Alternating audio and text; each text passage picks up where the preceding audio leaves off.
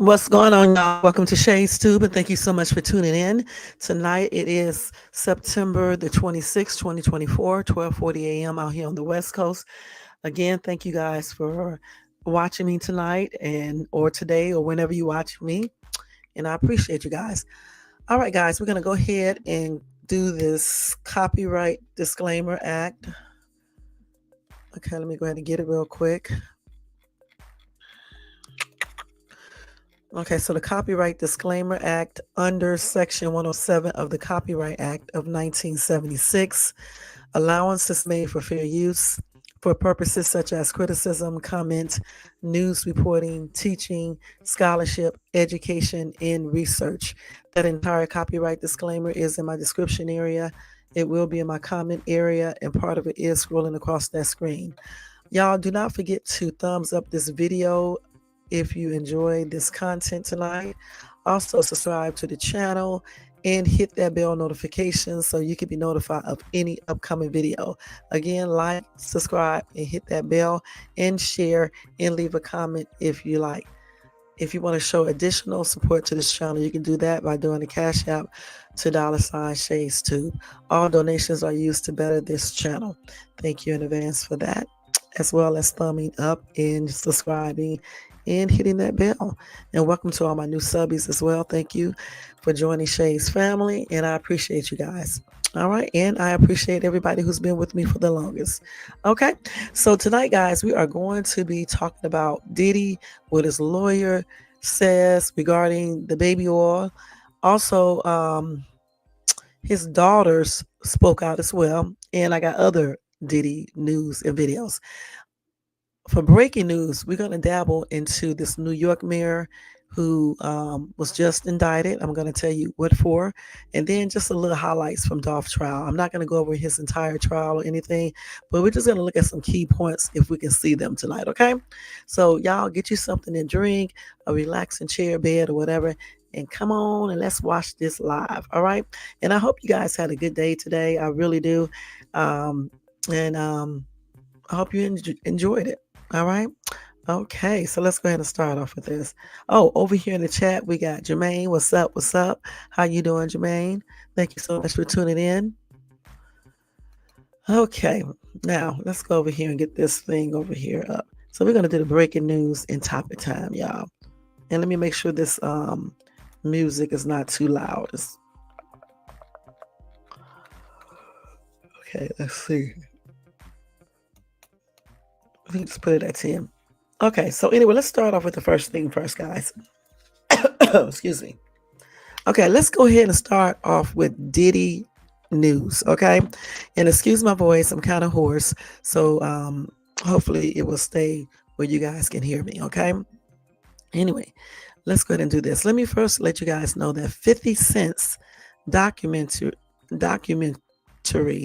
about Diddy's abuse allegations has officially landed at Netflix, and that's according to Uprocks. Let me see what they're saying here. Let's see. Okay. They said back in May, it was reported that in a bidding war, Netflix won the rights to a documentary about Diddy's abuse allegations, a doc produced by 50 Cent through his G Unit Film and Television Studios. Now it is official, okay, according to Variety. The publication shared a statement attributed to 50 and director Alexandria Stapleton. And it says, this is a story with significant human impact.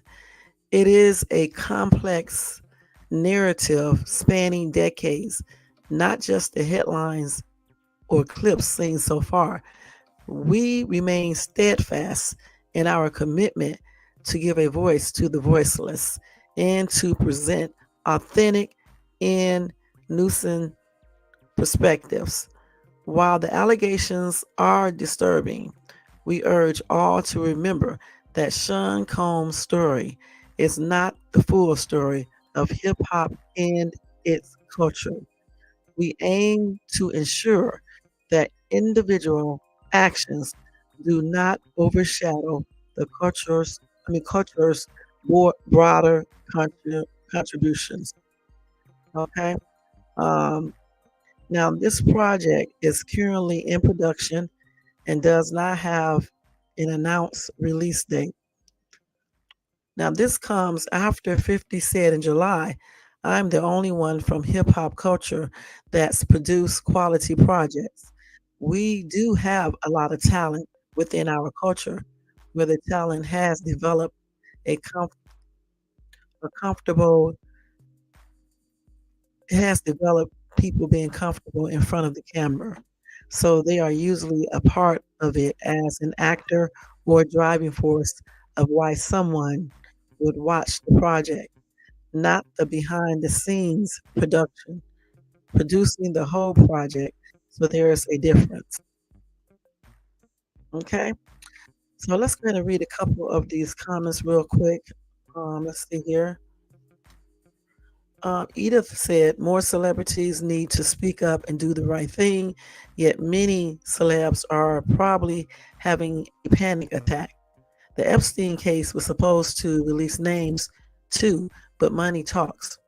Okay. Nashia said 50 has been working on this for the last 10 years because he knew it was just a matter of time.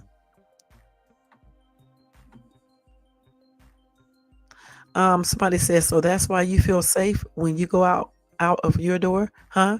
Because Ice Cube and Diddy and Tupac and 50 Cents encourage all these young men to be law-abiding citizens and gentlemen. Yeah, it sucks to get a taste of your own medicine, doesn't it?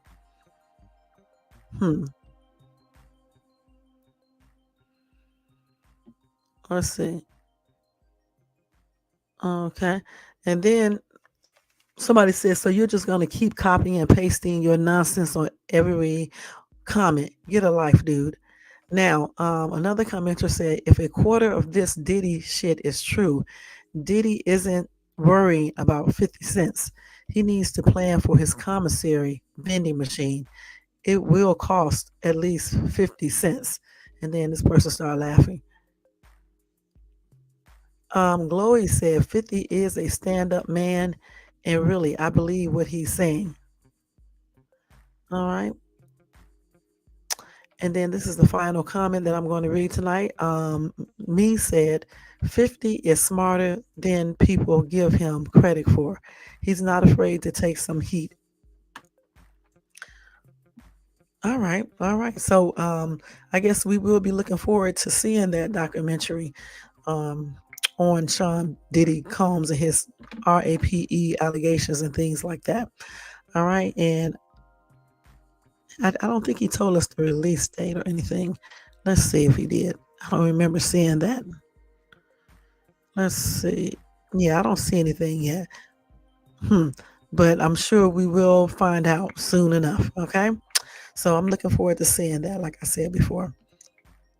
Okay, let's go ahead and go to the next one. So let me let y'all hear this footage from Neo's girlfriend or baby mama. I saw it already before where she said that he was just like, well, she called him Diddy Jr.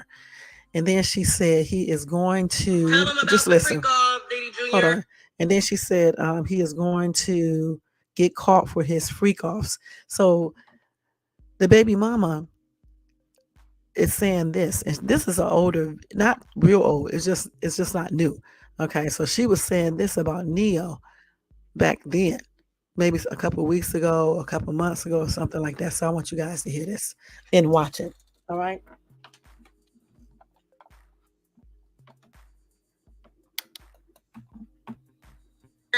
Diddy Jr., tell them about the freak off. Tell them about the freak off.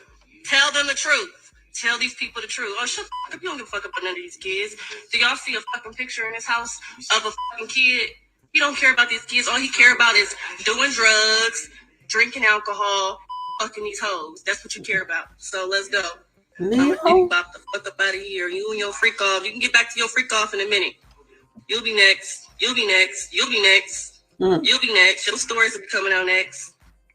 Y'all, Cat Williams just dropped an insane bombshell on Diddy, saying Diddy's wild freak-off footage is just the appetizer, and Jay-Z might be the main course for the feds. According to Cat, the feds have hours and hours of freak-off footage that are horrifying, to say the least, and get this. He's claiming that Jay-Z is allegedly on the list. Now, Cat's been trying to warn us about Diddy for years, but nobody was listening. Well, guess what?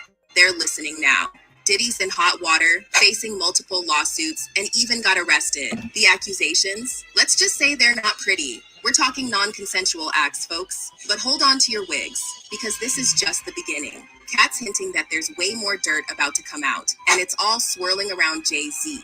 We're talking footage that'll make your jaw drop, because Cat is now claiming that Jay-Z is going down, and he is going down hard. So what's the deal with these so-called freak-off tapes? Cat's saying they're so shocking, they make Cassie's lawsuit look tame. But here's the kicker. It's not just Diddy on those tapes. Word is, there might be footage of Jay-Z that could change everything we thought we knew about hip-hop's power couple. The tea is piping hot, and Cat Williams is serving it up scalding. He's talking about hours and hours of footage that's got the feds working overtime. We're not just talking about your average celebrity scandal here. This is next level stuff that's got everyone from music execs to A-list celebs sweating bullets. Now, let's break it down. These freak-offs Cat's talking about, they're not your run-of-the-mill wild parties. We're talking about some seriously messed up stuff that's allegedly been going down behind closed doors. And get this, it's not just random people involved. We're talking big names, folks. The kind of names that make headlines just by walking down the street. But here's where it gets real juicy. Cat's dropping hints that Jay-Z might be caught up in all this mess too.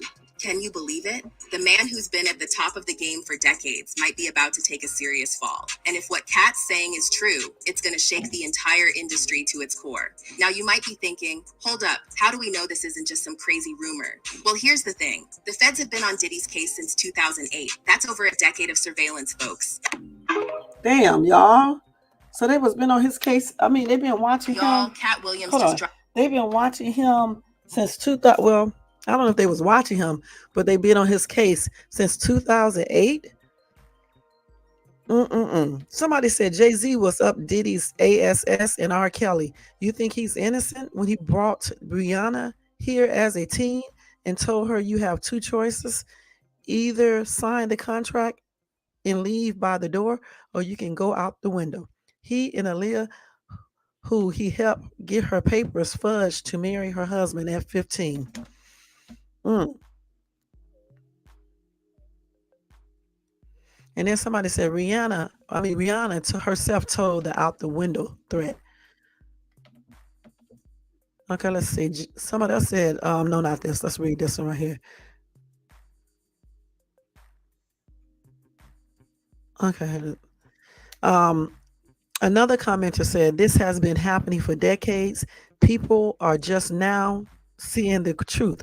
Hollywood is satanic and they do a bunch of nasty stuff, from food to ex-slaves to torture. Is sick. Somebody else said, you are exactly right. There is a lot of crazy shit that happens. These rappers and movie stars are on another level with the devil. No thanks. Okay. And then another commenter said, mark my words, it reaches further than the music industry or Hollywood.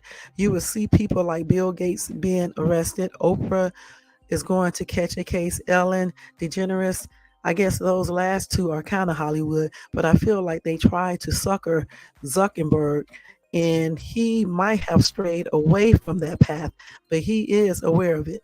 There's a bunch of CEOs that stepped down from their positions, from the record labels, and this stuff could possibly be tied in with Jeffrey Epstein Island. Do you think it's a coincidence that they just picked up Diddy just a couple of years after Epstein gone, and they have been investigating him since 2008? I don't think so.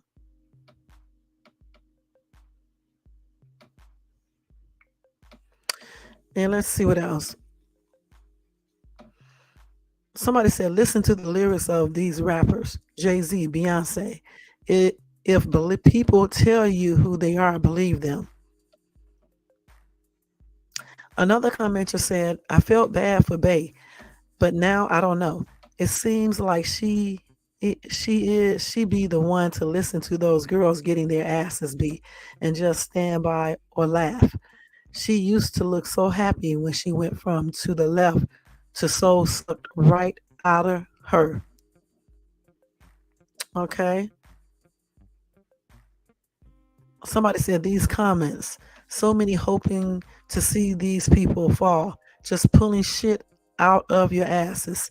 Where's the video of Cat saying this? And then somebody said something about Usher. So it is what it is, y'all. This is a hot ass mess.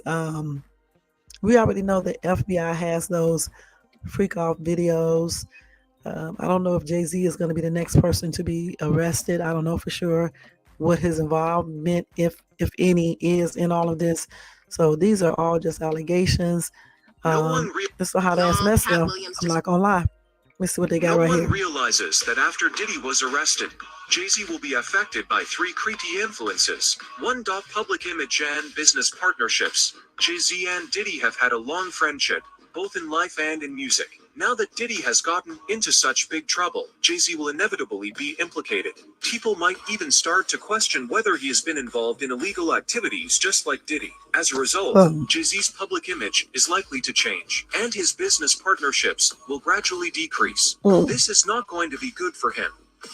Relationship with Diddy. Ever since Diddy's arrest, Jay-Z has been silent, with no statements or actions from him. This is not a good time to stand up for a friend. If Jay-Z makes any move, he could end up facing the same fate as Diddy. Therefore, he has no choice but to distance himself from Diddy. After all, self-preservation is the priority right now. 3. Legal risk. Although Jay-Z hasn't been charged with anything, 50 Cent seems to be stirring up conspiracy theories online, hinting that Jay-Z may be involved in some way with the things Diddy is accused of. If the authorities take notice of these claims, Jay-Z could face legal risks, and it could be difficult for him to get out of trouble at that point.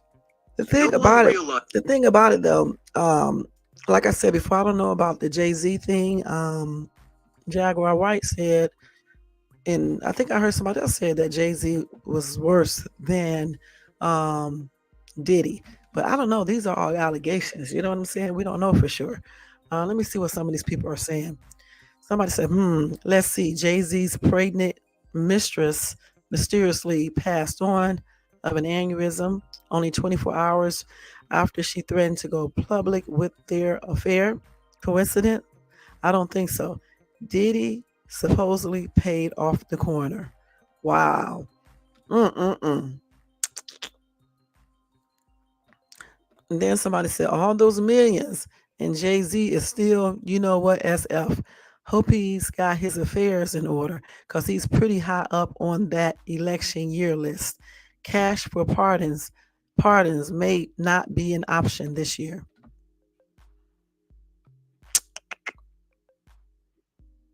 Okay, somebody said, my parents always said you are known by the company you keep. Diddy kept company with a whole lot of people whose lives will be picked over by a fine-tooth comb. A good time to be an attorney. So yeah, that's a damn trip, like I said before. Let me go ahead and check this chat out. So we got KM over here. What's up? What's up? Thank you so much for KMB. Thank you so much for tuning in. Really? Iman Rich, the swag Lord. Thank you so much for tuning in. Y'all make sure y'all show Iman some love and support. KMB some love and support. And yeah, I got that here too. So we're gonna go over that. Yep, I think so. Jermaine. I think so. He should. I don't know why. One thing I don't understand is why these people stay around waiting to be arrested. No telling what the feds got. Okay. No telling. Let me see what this is to do with this twin brother. Hold on for a minute, y'all.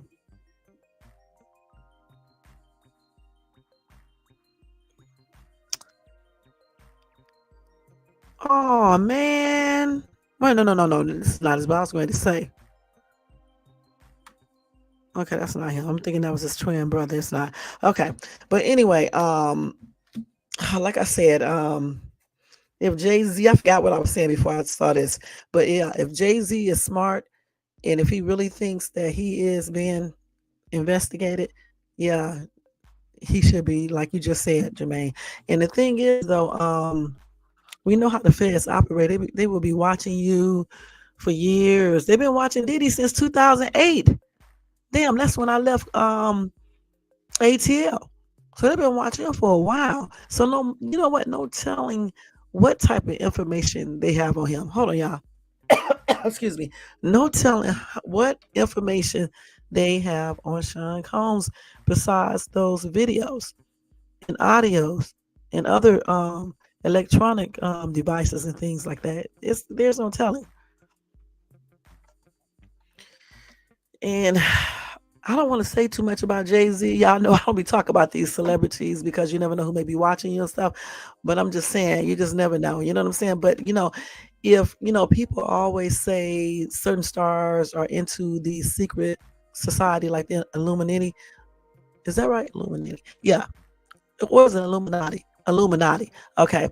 And so just think, so say if he is, okay, and then if this secret society does exist, people could be in that all over. You see what I'm saying? You can have police officers in it, other agents involved in this. So it just all depends. If you piss off this group, maybe if you piss off this group, just let me just be quiet about this group, okay? Just put it like this. If Jay-Z is actually in some sort of secret society and just say they have members in higher places, even if they did implicate him, unless he pissed off this secret society, he could still not face anything. You see what I'm saying? Because from my understanding, from listening and watching videos about the secret society, they have people in high positions all over. You know what I'm saying? So you just never know. And then if they doing anything like the other stuff, they can just put some spells. Let me stop, y'all. Okay, let me just go ahead and go to the next one. Okay, goodness. As soon as Diddy got arrested, I would have been headed out of the country. Me too. There's no way.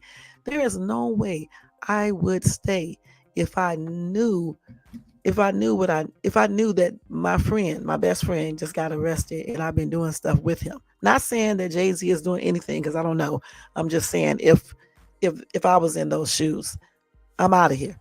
Because when you got a lot of money like that, you can basically go to countries that will not do anything for United States of America. No extradition or anything. You know what I'm saying? You can go there because you got all this money. You're not going to live the way some of these people live in certain countries. Like he could have went to Bali. Where else? I forgot. I named some countries the other day. He could have went a couple of places. And USA can't do anything about it. Hey, J4, what's up? What's up? What's up? USA cannot do anything about it. You see what I'm saying? So there's no way if I was rich like that, I'm going to sit around and wait to be arrested. I'm still shocked that Sean Combs sat around because as soon as I got through with Cassie's, matter of fact, I wouldn't even been here. Okay. I would have had my lawyer do everything. And as soon as all of this stuff, anytime I just would have thought that something was going on. And since he knew that he had all this stuff in his house and things like that, honestly, guys, I would have been gone. I'm going to be perfectly honest. With all that money, I would have been gone so quick. Okay, so quick. Okay, let's go to the next story. No, why they stay around and wait to be arrested? Okay. So 50 got a documentary coming out about Diddy. Okay, and then we just talked about what they said about Jay-Z being into this stuff with Diddy. Okay, so let me tell you guys what his kids said. All right. So anyway, Kim Porter's children with Diddy called out a horrific conspiracy theories about her unaliving. Okay, so Kim Porter and Sean Diddy Combs' children are speaking out after conspiracies about the unaliving of their mom in a fake memoir, a fake book have circulated online. It's not an actual book, it's a memoir. It's just the way I say that sound tripped out. But anyway, Christian King Combs, twins, Delilah and Jessica Combs, and Quincy Brown, whom Combs adopted, released a social media statement Tuesday night, calling the rumors and conspiracies simply untrue and hurtful. Combs has three other children from other relationships. So let's see here. So one of the children said, or they all have, they said, all of them said this: "We have seen so many hurtful and false rumors circulating about our parents, Kim Porter and Sean Combs' relationship, as well as about our mom's tragic passing, that we feel the need to speak out," they wrote in a post. The statement follows a large amount of numbers of rumors surrounding an alleged book written by the late model, including a Daily Mail report earlier this month, and that was titled Kim's Lost Words: A Journey for Justice from the Other Side. The outlet reported claims that the 60-page book is based on a collection of diary entries saved on a thumb drive and sent to producer Chris Todd before her unaliving. Let's see. Though the Daily Mail noted Todd did not provide proof of the book being true. It was published earlier this month and claims to include details of Combs' parties, illegal activities, and abuse toward Porter. The book also included a final entry amid her fatal falling ill with pneumonia in 2018, with the author suggesting Combs' involvement. Okay, so anyway, Porter's children set the record straight. Okay, and we just read that. And then the rest of it says they claimed that our mom wrote a book. No, claims that our mom wrote a book are simply untrue. They continue. She did not, and anyone claiming to have a manuscript is misrepresenting themselves.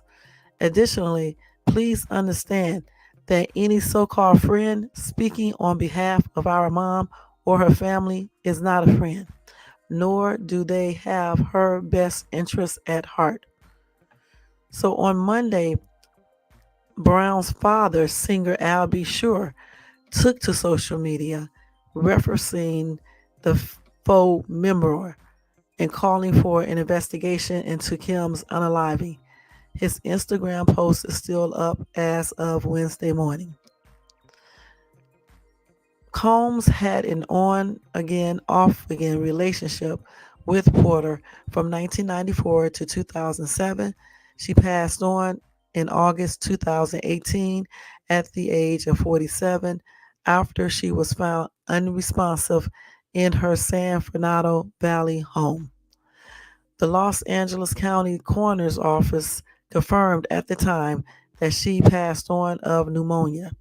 The manner of unaliving was certified as natural, according to a statement released by Sarah R. Delaney, the former spokeswoman for the Department of Medical Examiner and Coroner. Okay, so it is what it is. That's what the kids said. We do know that Diddy spoke to his girls, I think 2 days ago, if not yesterday. I can't remember because I did tell you guys about it. So all of a sudden they come out with these statements saying that this memoir is false. Okay, that their mom did not write that or any books or manuscripts or anything. So I'm just wondering if someone told them to say this. You know what I'm saying? I'm wondering this. Because why would somebody pretend like Kim wrote this book if she didn't? Because the thing is, if they are lying and somebody has proof, like her children or something like that, like the older sons or whatever the case is, Diddy's sons or whatever the case, they can file. They could possibly take somebody to court over lying. So why would somebody make up a fake book and say that Kim basically wrote it? Because they put all her diary entries into a book format, and that's what Kim wrote. So why would somebody fake that? Especially knowing that they can get sued. So this commenter said they can speak out all they want. However, it won't change the facts. I'm sure it is hurtful to hear these theories, but the facts remain. Diddy and all of his wrong will be on display for the world to see. He is an evil person, and his day of reckoning is here. Christian's day is right about around the corner. He should get somewhere, sit down and be quiet. The feds are not making up the evidence stacked against Diddy or Christian. I believe Diddy did do something to harm Kim, as well as others. Time's up. Diddy thought he was above the law for decades. I don't have any sympathy for his children that were living a life of luxury. I sympathize with those underage ex-workers that were forced into Diddy's perverted lifestyle. I feel sorry for people like Justin Bieber. He messed up. He's messed up for life. He was a kid when Diddy assaulted him. The truth is out, kiddos. Your dad will probably never see the light of day again. Damn. Okay, let's read y'all comments over here, y'all. Okay, let's see. Everybody know that there was a book being wrote before she passed. That's true. Now, I don't believe that this is the book she wrote. This is someone that knew her personally, I think. Right, because they got her diary entries and put it into a book format. Mm-hmm. Hey, Miss T, thank you so much for tuning in. Her and Al B. Sure were writing a book. She passed away and Al B. Sure almost passed. He was in a coma for a long time. And that's very, very suspicious. Okay, it really is. Let's see what somebody said. Somebody said the coroner was paid off. That will also come to light.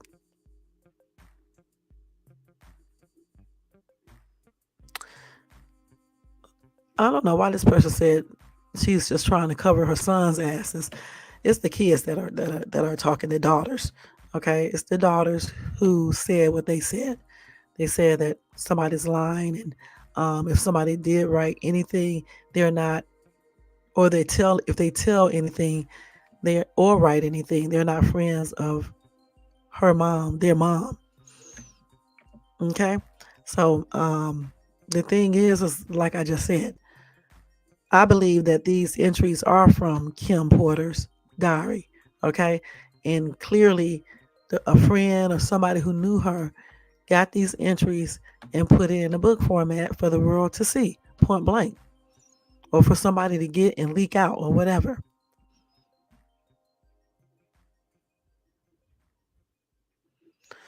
So let's see this little video right here. So they said 50 Cent, no, they said P. Diddy begs for 50 Cent to be his friend amid long-standing feud and resurfaced interview. So let's see. Let's see if they got the interview here. Well, they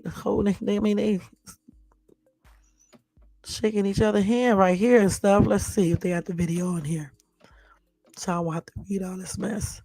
Hold on, let's see. They just got still photos. So they used to be friends, huh? Before. Or they never was friends, and then P. Diddy just wanted to be friends with him and was begging. At least that's what they said in this article. I don't know if he was actually begging. You know how they doing. They just said all types of shit now. So that's them right there. Then we got this right here.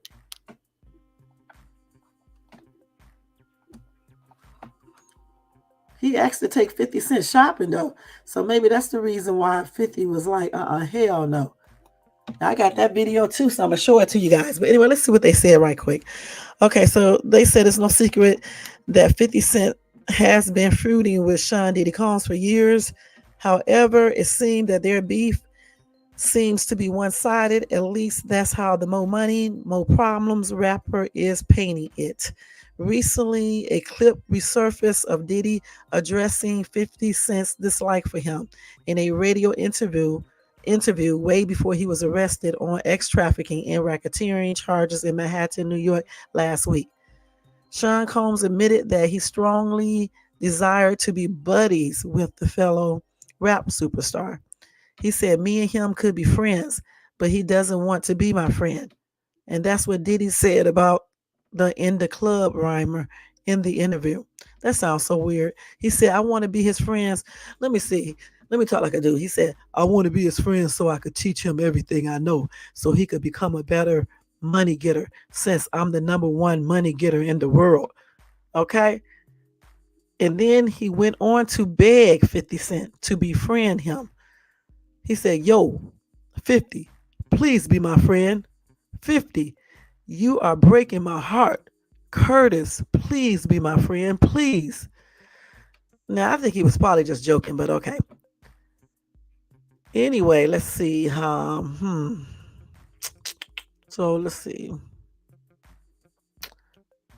So that's what he did, y'all. I'm not going to read the rest of this because there's a lot of stuff here. They're just talking about the 50 Cent career and things like that.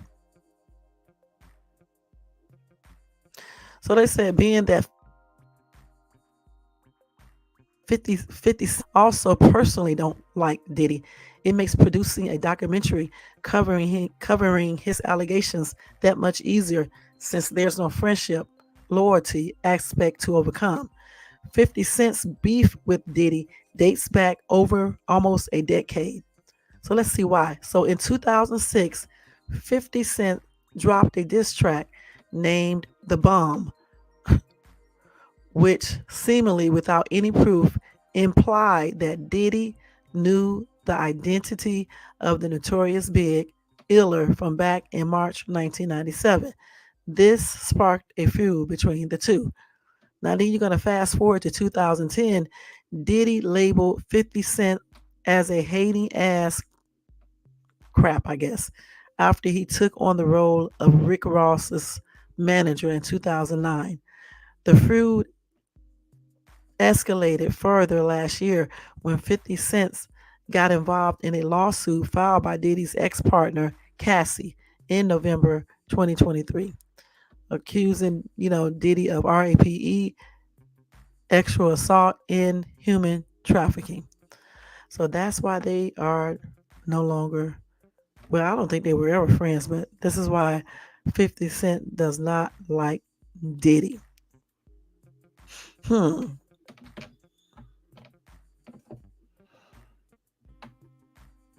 Okay. So that's tripped out. So that's what that feud started from, guys. That's what it started from back then. So let's see what we went over here. So the thing with Diddy begging people, I mean, I actually think he was just joking around. I don't know for sure because they don't have the video here. But yeah, it just sounds like he's just joking. But then again, he probably was for real because he, like I said before in another video clip, he said he told 50 Cent that he would take him shopping. And 50 was like, "Ain't no man gonna take me shopping." You know what I'm saying? That's how.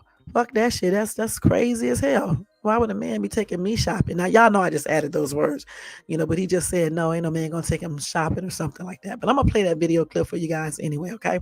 Let's see what y'all said right there. Let's see. I thought 50 Cent's mad because his baby mama ended up with Diddy, and she was one of those workers. I think now. Oh wow. Yeah, he does be talking about everybody. But he really does not like Diddy. Okay, he really does not like him. And I kind of believe Diddy was joking, but at the same time, within that joke, he was for real. Okay, because he probably wanted, I don't know if he really did. I'm just saying probably. He might have wanted 50 to come to one of those parties. You know what I'm saying? Oh, she was with Diddy first. They believe Diddy sent her to him to try and ruin him. Wow. Okay. This people's crazy in Hollywood, New York, and all that.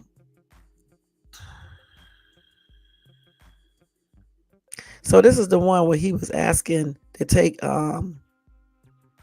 50 Cent shopping. Let's see. They got to keep on going over the same thing. He said this right here. Hold on.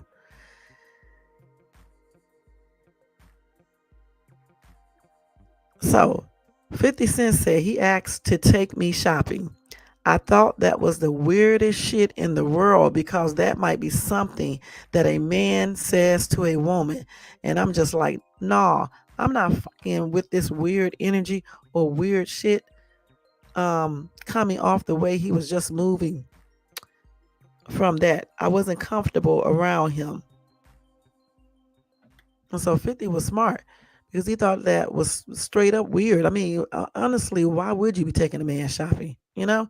And then 50 clarified that he wasn't buzzed with Diddy, but just like a associate who worked on songs like Victory, 2004, and I Get Money Together.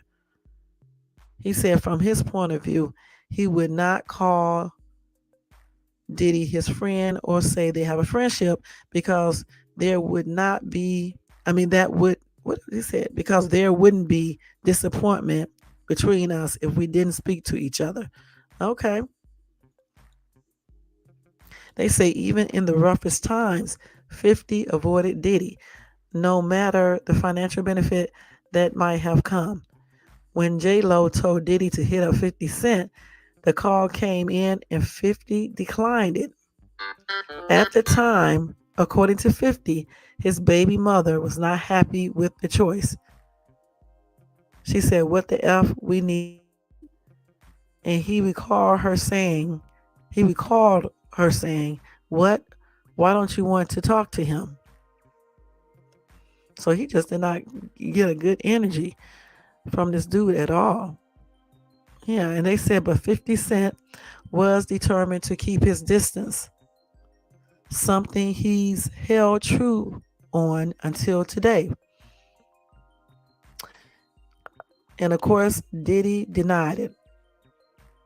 Okay.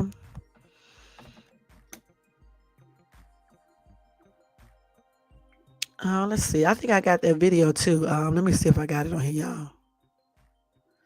And then Jaguar Wright thinks Jay-Z is setting up Diddy. First, let's hear this right here. 50 Cent calls out Diddy. Let's see if we can hear this. Well, I don't hear shit. Wait a minute. Let me see if I can put it on y'all. Let's see if we can see it.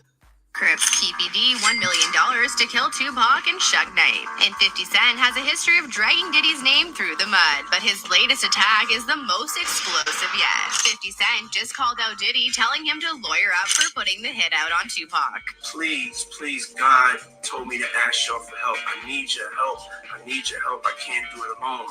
I'm gonna let y'all see this damn video. This boy is crazy as hell. I ain't the nigga Tupac. I'm the nigga protecting Tupac.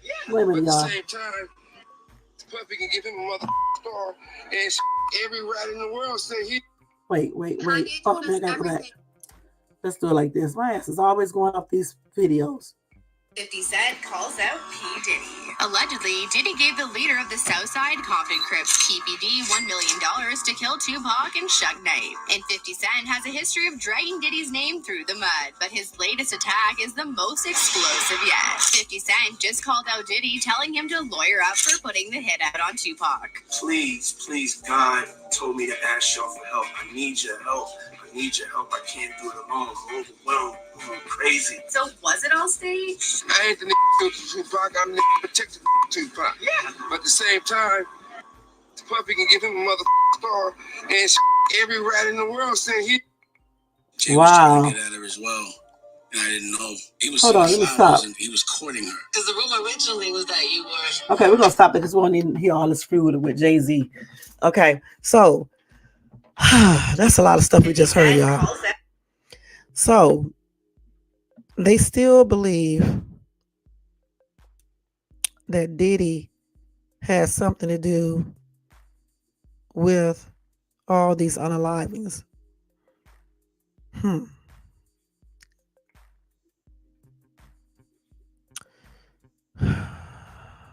As far as with Tupac, I'm going to be perfectly honest. I actually believe Keefe D. Okay, point blank. I believe what Keefe D says. All right. Even though Keefe D tried to recant that, I still think he was telling the truth about that when he said that allegedly Diddy put a hit out on Pac for $1 million, and he hit up Keefe D and his boys or whatever to do it. I believe Keefe D. I really do. Now, one commenter said, "Yo, who? Mr. Devil himself, Clyde Davis? Tupac told already. Diddy sold his soul tucked in 1994 Vegas, the Devil office. They was in there. 20 pack took off, caught Diddy. I guess they mean Tupac took off, caught Diddy doing the sick shit for money. Property, prestige, power, dollars. For life behind bars. Shits on all levels. Dude was the root of the evil. Diddy got bitter. Evil. Alcohol, drugs every day. Effing everybody. Remember, the devil called boy need my DICK suck off. Diddy gotta be there. Allegedly, more could be revealed. It's a root to this shit Tupac telling. Why and where he at right now. Pay attention. I don't know what the hell this person talking about, Jerome. And you know he's from LA. Goodness. Somebody said, what the fuck are you trying to say? At least you try to make a coherent statement. Let me see if I can understand what this dude is saying. Okay, so he said, who? Mr. Devil himself, he talking about Clyde Davis. He's saying that Tupac already told everybody all about this. He also saying that Diddy sold his soul. I don't know what this tucked in 1994 Vegas shit is about. We know what happened. Something happened in 1994. I don't know what that consists of. Um, he said the devil's office. They was in there. So I guess they was in some type of office back in 1994 in Vegas. Then he said Tupac took off, caught Diddy. Oh, I got it now. So he's saying that Clyde Davis, they was there in his office in 1994. And Diddy allegedly was in there doing something that he shouldn't have been doing for some money, property, power, dollars. Okay? And then he was saying that Diddy, I guess, deserves life behind bars, because all the stuff he has done. And then he said, dude is the root of the evil. And then said Diddy got bitter. No. Dude was the root of the evil. He may be talking about Clyde Davis. And then he said it equals to Diddy got bitter evil. And then he started taking alcohol and drugs every day, started effing everybody. And then he said, remember, the devil call boy need my sucked off.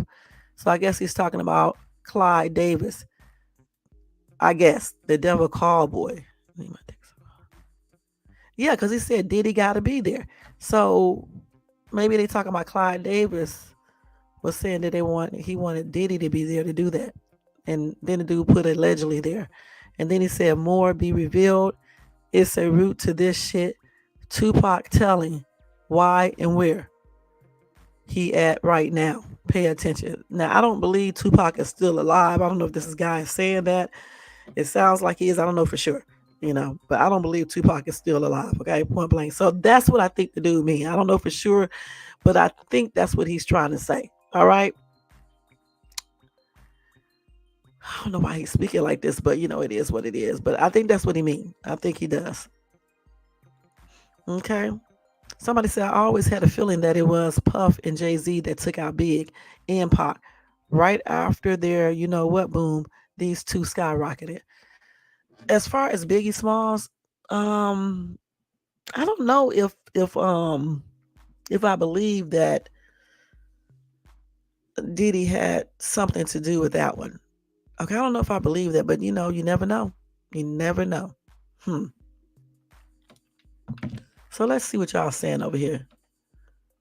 There's a documentary on Craig Matt that is interesting. Yeah, I saw that. Let's see. Okay, I did not know that. So glad I found this channel the other day. That's why I'm on here tonight. I like this channel. I can start getting facts correct now. Oh, thank you so much, hon. And I'm glad to see you and have you over here too. Yeah, I need to look up his interview. Yeah. So this dude is calling Clive. His name is Clive Davis, right? Not Clyde. Okay, so this dude in his comment section, that's who he is talking about when he called him the devil. And he said that allegedly Sean Combs went down on Clive Davis and did fellatio on him. I think that's what they called him that. And then I think it said 50 Cent, or what did this boy say in this damn message? He said that Tupac caught Diddy doing the sick shit for money and property, prestige and power and dollars. So he said Tupac caught them back in 1994 in Vegas because Clive Diddy I guess Diddy was there in Clive Davis' office. This is what this dude is saying. I don't know how you know this, but you know it. This could be anybody talking, okay? It could be somebody associated with them. You just never know. 94 was the year Pac caught Diddy with Clyde. Diddy was, yep, that's exactly what this person just said. Yep. Let's see. I believe that too. I believe he have had a lot to do with a lot of celebs. And I also believe he has something to do with Whitney Williams' illness. I do. I know. Yep. That's true. More than one person passed on from pneumonia and they were going to expose him. I know, man. That's just disgusting. For real. Man, oh man. This Jerome though. He may be speaking his language, he's speaking his stuff, but he using the other type of not Ebonics, he's using the other stuff they use, but they be woke and stuff. That's what he's using. Let's see what else they got. Somebody said, why should anybody help him? He is disgusting. He deserves to be behind bars. Somebody said, ever notice Diddy's mouth is always open, never closes his mouth to breathe through his nose? Never. I have always wondered why Diddy always has his mouth open. Just look. Once you see it, you'll never be able to not see it. It's funny. Let's see. Okay. Somebody said the doors are open for 50. He is happy. He is out of the way. More business for 50. Okay. And again, somebody said Diddy, unalived, Tupac. Another person said Diddy did it. He's guilty in the court of public opinion, so it ain't gonna go well with the feds. They got a 90% win rate at trial. Puffy, you will get your karma. Somebody said life in prison for Diddy. And then somebody else said, so was Suge calling 50 a rat? No, somebody said, I think he called Diddy a rat. Diddy's dad got taken out when Diddy was 3 because of rat dealers and kingpins. Okay, so that's what happened to his dad. His dad got taken out for being a snitch. Okay, point blank. See, somebody said the same thing. He only got 500,000. The 1 million was for both Tupac and Suge Knight, but because he only got Tupac, he got half the payment. Because he said that allegedly,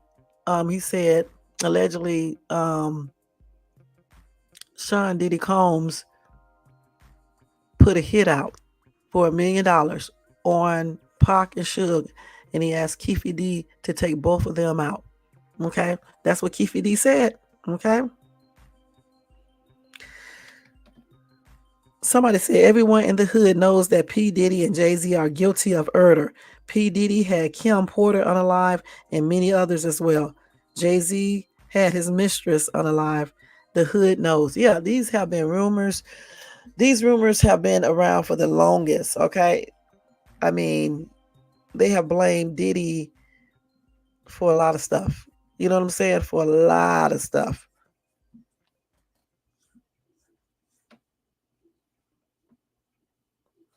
Let's see what else they're saying here. Okay, somebody said this is nothing but a damn lie. So this person right here must be a party. Let me stop. Okay, but anyway, this entire case is going to be a hot ass mess, especially when the actual FBI releases the list, okay? Because the list that you guys are seeing is not from the FBI, okay? It's just from different sources who say that these people names are on the list because they seen them at the all white party, or maybe they seen them somewhere else around Diddy. Okay, but the official list has not came out yet. The FBI has not put out that official list yet, if they ever show it to us. Let's see what y'all said over here.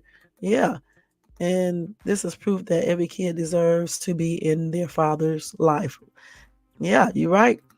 Gene Deal said Puffy wanted them both gone because they were bad for business. I kind of believe Gene. I really do. But I remember that about someone catching in the office, but they never named who it was. Ooh, that's what Wendy Williams, right. And so we just found out that allegedly it was Diddy. And Tupac caught him in there going down. But the thing is, if Tupac caught him doing that, I wonder did Tupac ever basically talk about it, anything like that in his raps? He probably did. Okay.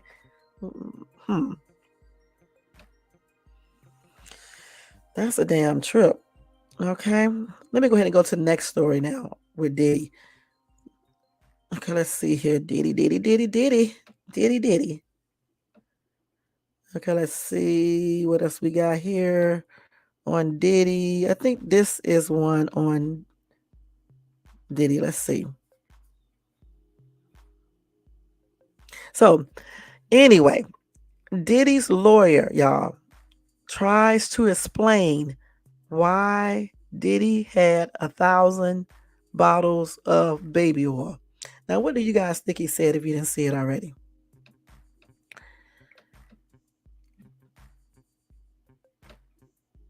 Yep, you're right. I don't believe they're lying. I believe they were telling the truth. I believe exactly what Keefe D says, Gene Deal, and everybody else. Okay, point blank.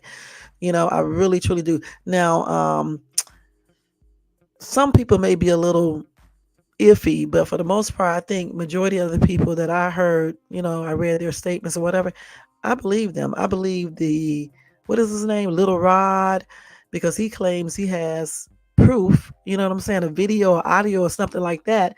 And I definitely believe Gene Dill, and I definitely believe some of these women, that accused him of doing things. And I have always believed Cassie, okay, because I remember when her hair was shaved, and all this other bullshit, there was rumors going around then, about Cassie and Diddy at that time, and saying that he was controlling her and things like that and grooming her and things like that. So there was a lot of rumors going around back then as well.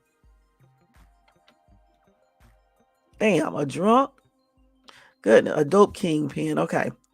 Now, anyway, Diddy's lawyer, okay, sat down with TMZ for a new interview in the wake of the Bad Boys' arrest in New York City last week. In doing so, he discussed the federal indictment against his client, mentioning 1,000 bottles of baby oil being found on his property. He said, I can't imagine it's thousands. I'm not exactly sure what the baby oil has to do with anything. I don't know what you need 1,000 for. One bottle of baby oil goes a long way. I don't know what you need 1,000 for. He has a big house. He buys in bulk. I think they have Costco's in every place where he has a home. Have you sat in the parking lots of Costco and seen what people walk out of there with? The thing is, yeah, we have, but nobody is walking out of Costco with 1,000 bottles of anything. Okay, you see them walking out with bulk, but not like that. And I don't care what this lawyer says. That is very strange. Why did Diddy have so much baby oil? Let's think about this. What do you do with baby oil? Okay, so if you're having freak offs, right, and you're doing it for hours and hours and maybe days, well, maybe some people may get less um what can I say? I'm trying to think of a good word to use and not be, nasty. Maybe they need to just get some help. Okay. So you can use that baby oil for that on a woman. You can also can use that baby oil if you're doing same sex and you're a man. Okay. You can also use that baby oil to put on yourself and make yourself happy. So why would he need 1,000 bottles of baby oil? Okay. Why? Because he was having freak offs all a lot and for hours and hours and days at a time. And so people can use this in case they get dry, or people can use this if they're doing same sex, if it's two males, or if the person wants to use that on themselves to what with. So those could only be the reasons. Okay. But 1,000 is a lot. It's a lot.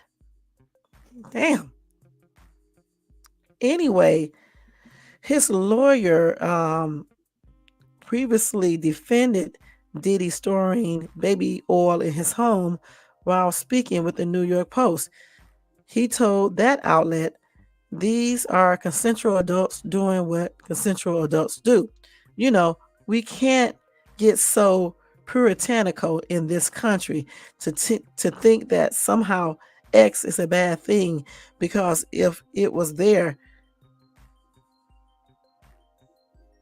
no, we what? Because if it was there, it would be no more people." Okay. Okay, but so his lawyer is basically defending him, obviously, as he gets paid to do. But he could have said anything other than what he said. Let's keep it real. He could have just said, "Hey, it is what it is. He got baby oil. Maybe he needs some help. Who knows?" And just left it at something like that, and made it out of a joke and start laughing. Because to tell people that he just bought in bulk, because people do that at Costco, is laughable, because no one goes inside of Costco or Sam's Club and buy 1,000 bottles of baby oil. Maybe one or two. If you want to buy a lot, you can buy probably six, maybe even 12. But 1,000? And then he had lube there as well. Very, very strange. Very. Yeah, he could be doing something. Shit. Somebody said the lawyer needs therapy and treatment. I also heard the ridiculous made up story on the radio about the 1,000 bottles of baby oil. Please don't blame Costco or use them as an excuse. I shop there too. And somebody said, plus they don't sell baby oil. Somebody said, yeah, they do sell it. 1,000 pack of baby oil at Costco's. It's right next to the rotisserie chicken. Okay, they so damn silly. Somebody said, I guess he had 1,000 bottles so he can be sure he would never run out in the middle of him having an entanglement. Okay. Somebody said there is no explanation. It told on itself, being there, out of place.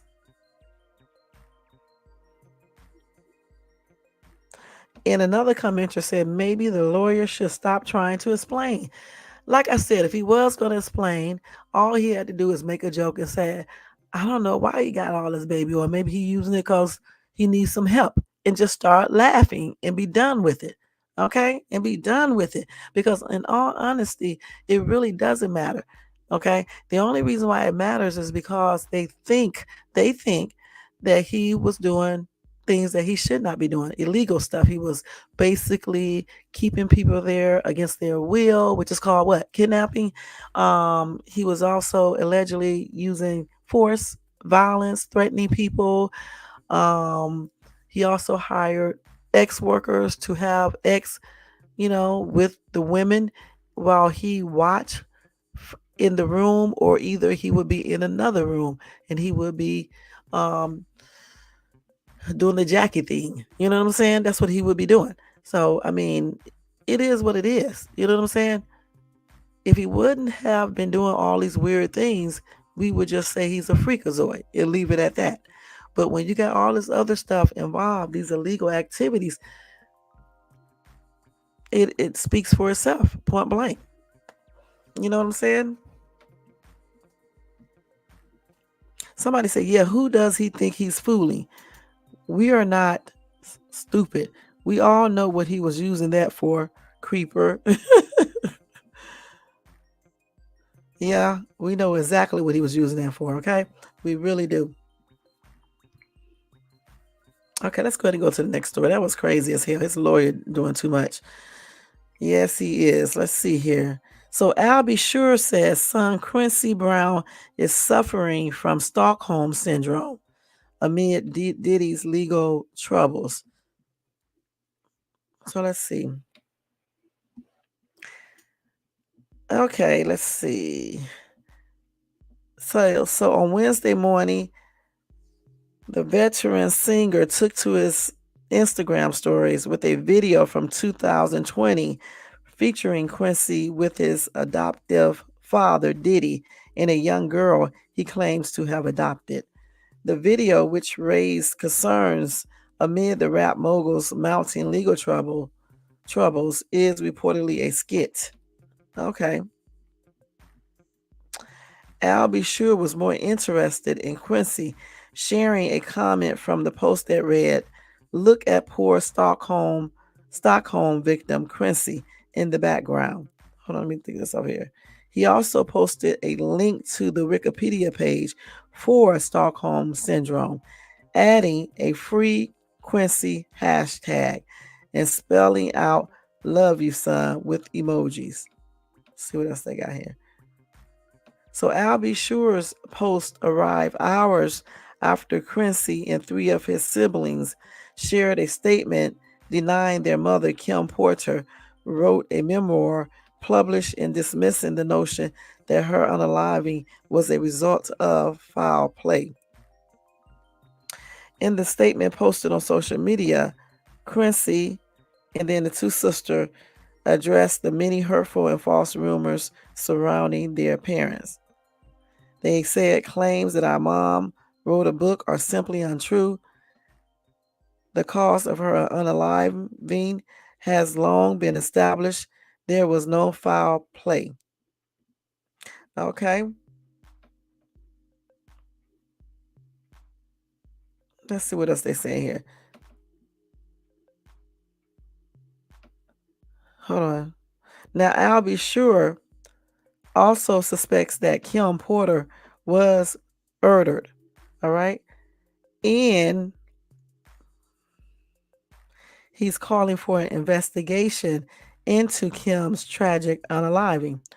He also claimed that Kim was allegedly taken from us because, like Cassie, she could spark Diddy's downfall. Damn.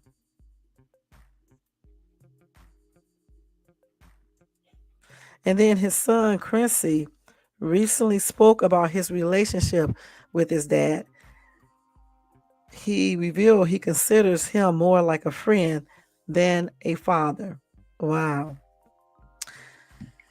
That's a hot ass mess, y'all. Somebody said Quincy Brown, father is Albie Sure. Kim Porter was married to Albie Sure. Never to Sean Combs, period. Unfortunately, Kim Porter is no longer with us. However, her spirit is kicking the shit out of the diddler, aka Sean Combs, to the pits of Satan. Leave Quincy Brown alone. He is trying to be strong and see about his twins and sisters. Sean Combs should be ashamed of himself, involving those adult children in his evil shenanigans. Okay, so yeah. So that's what Albie Sure said, y'all. So it is what it is, y'all. Let's see. What else I got here? Let's see what we got here. I probably won't be able to show this one. Oh no, this is the song. This is this dance I'm getting ready to do. Let me go to this other thing. Let me take this off here first, y'all, so I won't say the same story again.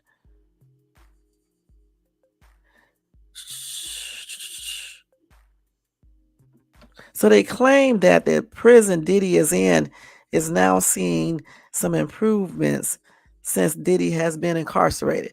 And I told y'all the other day when I saw this on my phone, I had said it's kind of weird how now they are fixing up the prison when Diddy got there. So what do you guys think that could possibly mean? When Diddy got there, all of a sudden now they are doing stuff in that prison. Let's see what they're saying here, okay? So they said after being arrested for his alleged connection to ongoing ex-trafficking, you know what else, okay? He was sent off to this brutal Brooklyn prison. All right, let's see what they did. So they said since Diddy is behind bars, the MDC, that's the prison, is receiving a facelift. In the past, the prison was slammed for poor living conditions and safety issues, including the S of Jeffrey Epstein, which happened within its walls. So anyway, the urgent action team is spearheading improvements at the ancient facility with senior officials from the Federal Bureau of Prisons intervening. The team is making it important to change the electrical units, the electrical system, the plumbing, the heating, and air conditioning system in food services.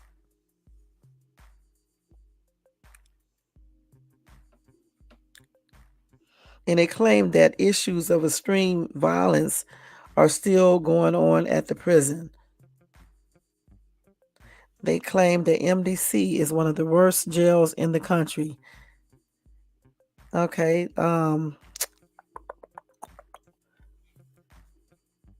A federal prison consultant said, I can tell you from speaking with them and doing video calls with them almost daily, it is the most dangerous unsecured facility detention center in the country for a number of reasons.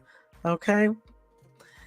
So again, since Diddy has been there, they have been doing a facelift at this prison. And again, one has to wonder, before they did not do all of the stuff they're doing now because they claim they did not have enough money. Now all of a sudden they have enough money to do a facelift. That's kind of strange, y'all.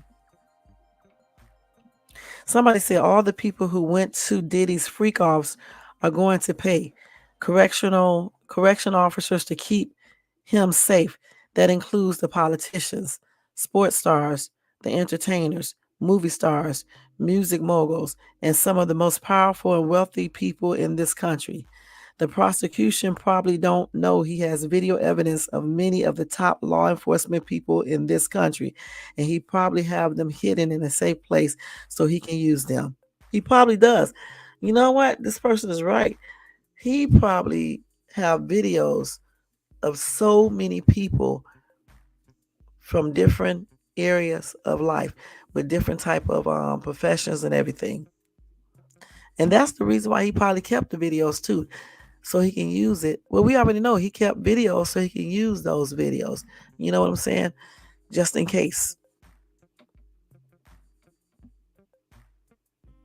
Somebody said, I doubt it. If they had that much pull, they would have gotten to the judge to grant him bail. He's finished.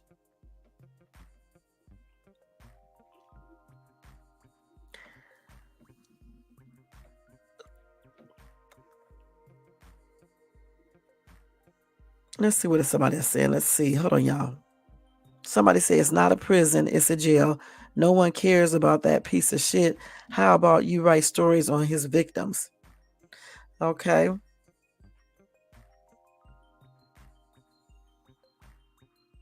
Somebody said it's amazing how a millionaire or a famous person goes to jail and the treatment and conditions of the facilities are unfit. What about just regular citizens who has endured these conditions for years and nothing has been done or said? Okay, I'm just kind of interested in knowing how all of a sudden they got the funds to do a facelift on this jail, but yet just a couple of weeks ago they did not have enough money to do a facelift. So where did they get this money from? So let's see what you guys are saying over here. Okay. If he wasn't smart enough to not get caught up in this type of shit in the first place, I doubt he was smart enough to plan for it. Okay, Jermaine, I know that's right. Somebody said they have baby oil in commissary. Well, if he gets around with the rest of the people, he's going to need that baby oil, huh? But then again, he might not. Okay, he might not because it looked like he'll fight. You know what I'm saying? So we will see. But let's see. Okay, let me see what else I got, y'all. That's a damn trip, though. How that prison all of a sudden is getting a facelift since he's been there. That's a trip. Okay, let's see what else we got here. Let's see. Hold on, y'all. Hold on. Let me find the next story that I need for you guys. Okay, so did y'all know when Diddy sampled Sting's hit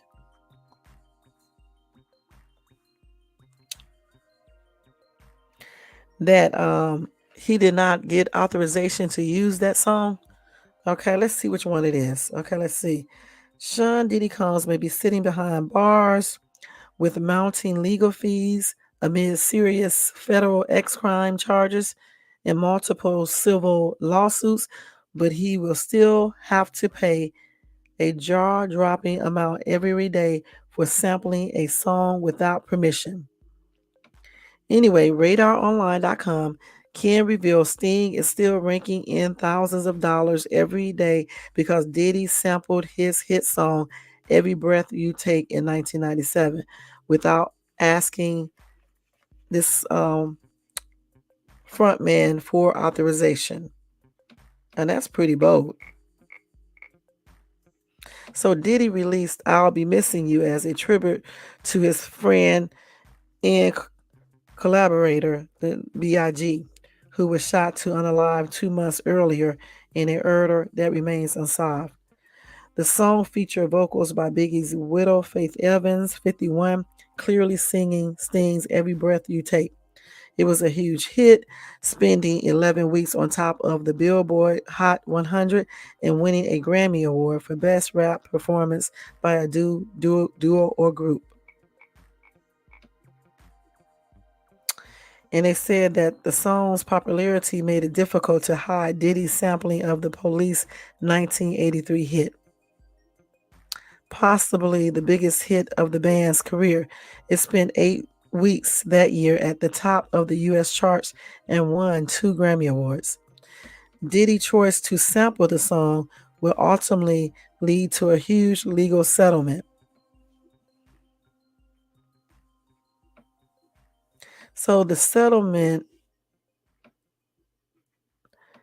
Sting 72 revealed he receives $2,000 a day or $730,000 a year from the Bad Boys record founder, and it will apparently continue for the rest of his life.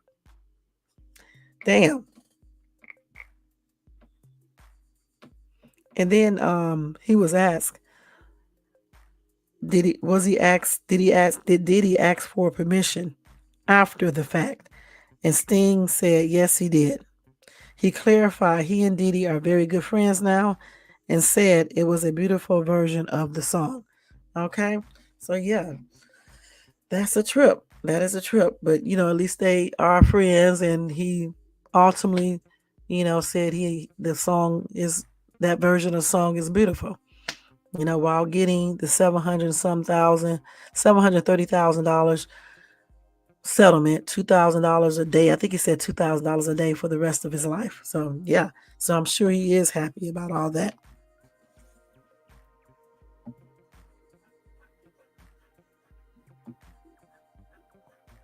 So yeah, so it is what it is, y'all. Just some tidbit information right there, so in case you guys didn't know. All right. And they also said that since Diddy has gotten arrested, his music has been getting, doing really well. Okay, a lot of people have been downloading and things like that, his music. Let's see what else we got here, y'all. Let's see here. I got some TikTok videos to show you guys. Let's see what it is, because I don't remember. Let's see. Oh, this is that video. Let me show y'all. Hold on. Let me show y'all this real quick. This is when 50 was talking about, he was warning us about P. Diddy. So listen. That shopping thing is a trip. Who the hell takes a man shopping? For real. For real, y'all. Who takes a man shopping? It was like, yo, so when we gonna get the chance to, to kick it, like we can just hang out, nigga. We gotta kick it. This is Puff. Okay. You're telling me we gotta kick it and shit. And he's like, yo, why don't we go shopping or some shit? I mean, I pay for it. And I was like, what the fuck this nigga just said? Daddy, I like when you scrambling and scraping for shit. No, I got this is shit that goes on. But there's a little fruit, but probably a fruit pie. What is that? It's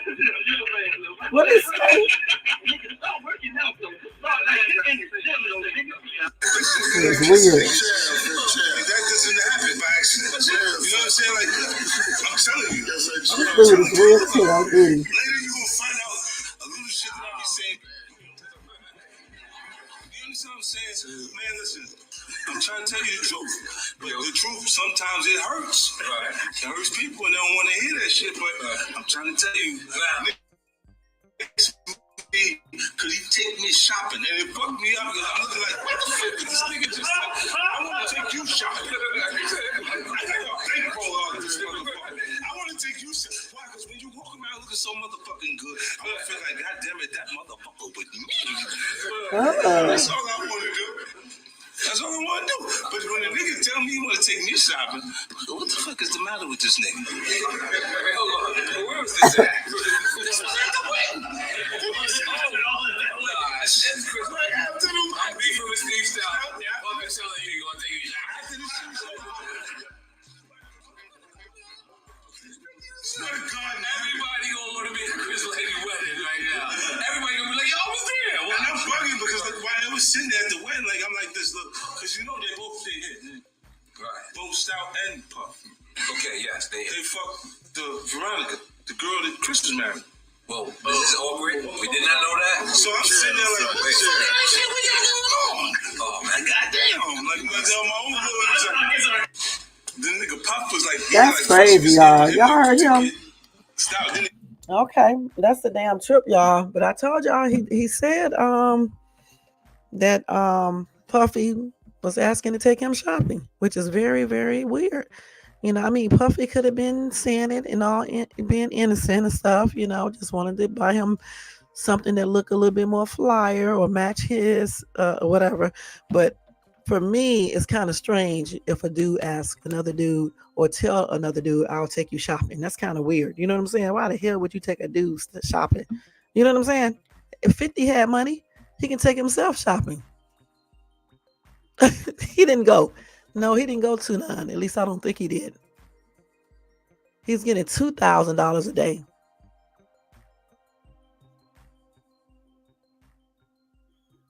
So let's see. He didn't go to those parties.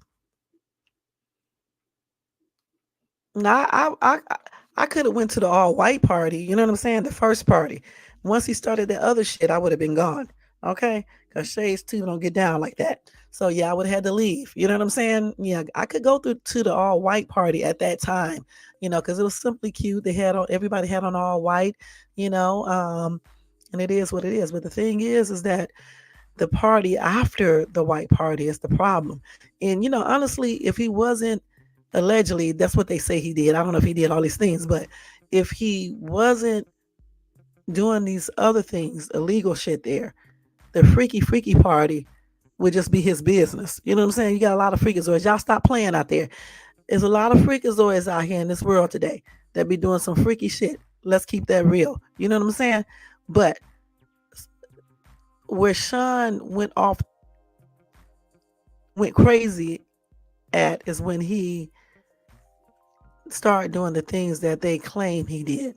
You know what I'm saying? Like forcing people to do stuff, not letting people leave, drugging, giving them a lot of alcohol, um, getting ex workers to have ex with people against their permission and things like that. If he did all of these things, that's where the problem lies. Okay. Now, if he just had a freak off and everybody was consenting to things, and he had them sign some type of paperwork saying that they're down with all this stuff, um, with excluding the drugs and stuff like that, then he probably wouldn't be incarcerated right now. Okay. But since he didn't do it like that, and then he had to do all the other stuff with it, allegedly, that's why he's in there.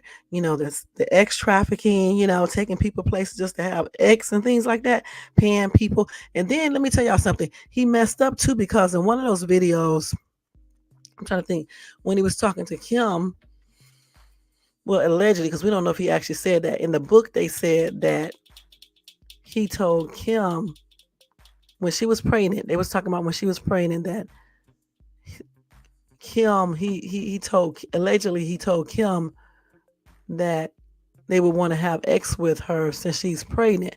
And then he called out Will Smith and Jada's name. I don't know what that means. I'm just saying what the book said. And then allegedly he said that Kim Porter needs to go ahead and do this because this is what pays for her lifestyle. So if he actually said this, and if that book is actually real, that right there shows you that he could have possibly been making money off of this, and he was using some of that money to fund his lifestyle. And if that's the truth, then that is why the feds is looking into that and trying to seize property. So the feds if the feds have that book, they may think it's true, and they probably checked it out to see. I don't know, but I'm just saying because we just read that the other day. If that's true, you know what I'm saying? So that's tripped out. He taking all them shopping. I know it does. Shit, it mean, uh, yeah. If that's true in that book, now his kids claiming now that book is not real. That their mom did not write that. So I don't know. You know what I'm saying? I'm just reading everything. I don't know for sure. So we're going to use the word allegedly over here, okay? So let's see what some of these comments said. They said Wendy Williams was telling this 25 years ago. Somebody else said, what man takes another man shopping? Let's see what man takes another man shopping. Let's see. Somebody said, I'm into watches. I'll take one to add to my collection. Somebody said, at what price? You're going to do things you said you would never do. Somebody said Diddy tried to Pretty Woman 50.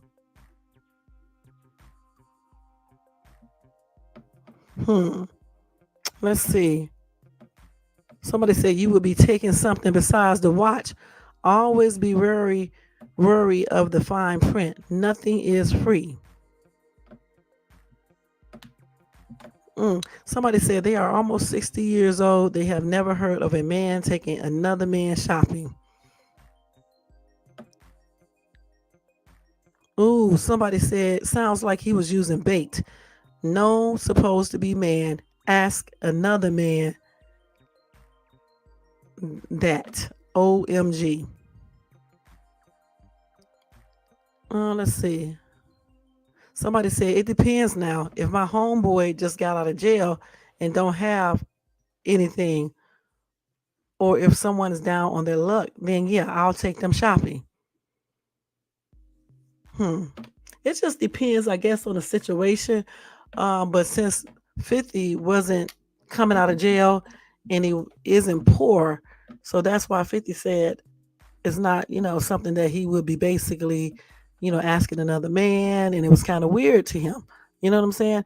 And I think it would be weird to me too, unless it's like my homeboy, and I don't know. I think it still would be weird, You know, like I just said, I think it would be weird because if I was a dude and some other dude talking about let me take you shopping, man, I'm gonna be like, what?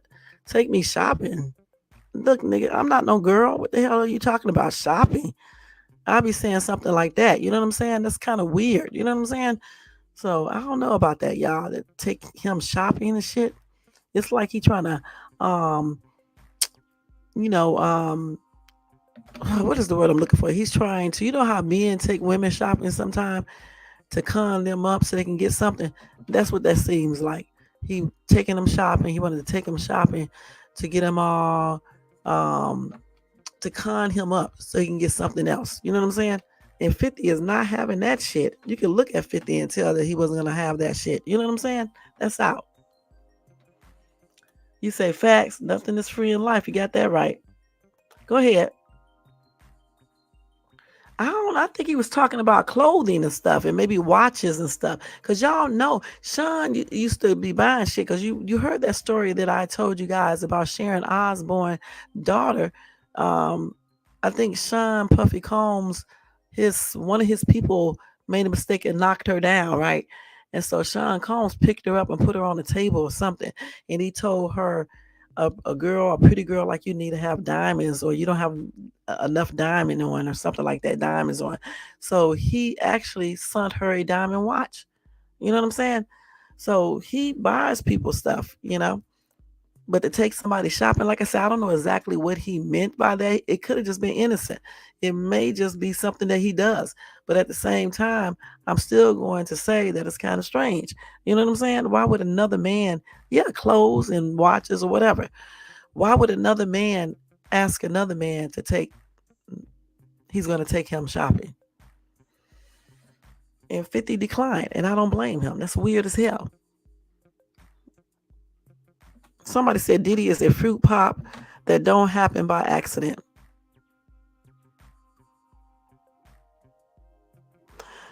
Let's see. Somebody said Diddy is officially burned. Somebody said I knew something wasn't right with P. Diddy when I was younger. All his pictures, he was always hanging on a guy. Right. And usually when you got dudes with this wait, with his mouth open the entire time. Why they got Usher too? Puffy always been suspect from back in the day. Oh my goodness. Oh, somebody said Puff wanted to clap 50. And it says makes you wonder why Diddy never responded to this ever.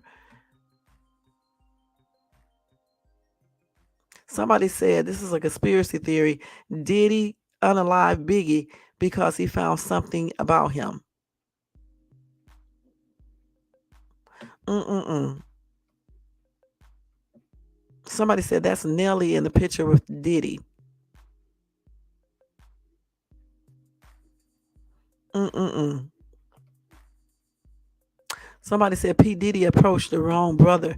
50 has millions of dollars. But the thing about it, I like the way 50 handled that, because again, I think it's weird for another man to be asking another man or telling another man he want to take him shopping. All right, point blank. That's weird as shit. And why would he need Diddy to buy him anything? That's crazy, y'all. Okay, let's go to the next video. That's weird as shit, y'all. I'm not gonna lie. Like an hour left. So listen to this one. This is at Diddy's the little white party that he used to have. Watch what he says and listen real good. Hold on, y'all. Let me put the thing on. So get extra comfortable, kids. Because after that, y'all gotta go. It's a wrap for y'all. Because this thing turns into something that when y'all get older, y'all don't want to come to. Okay?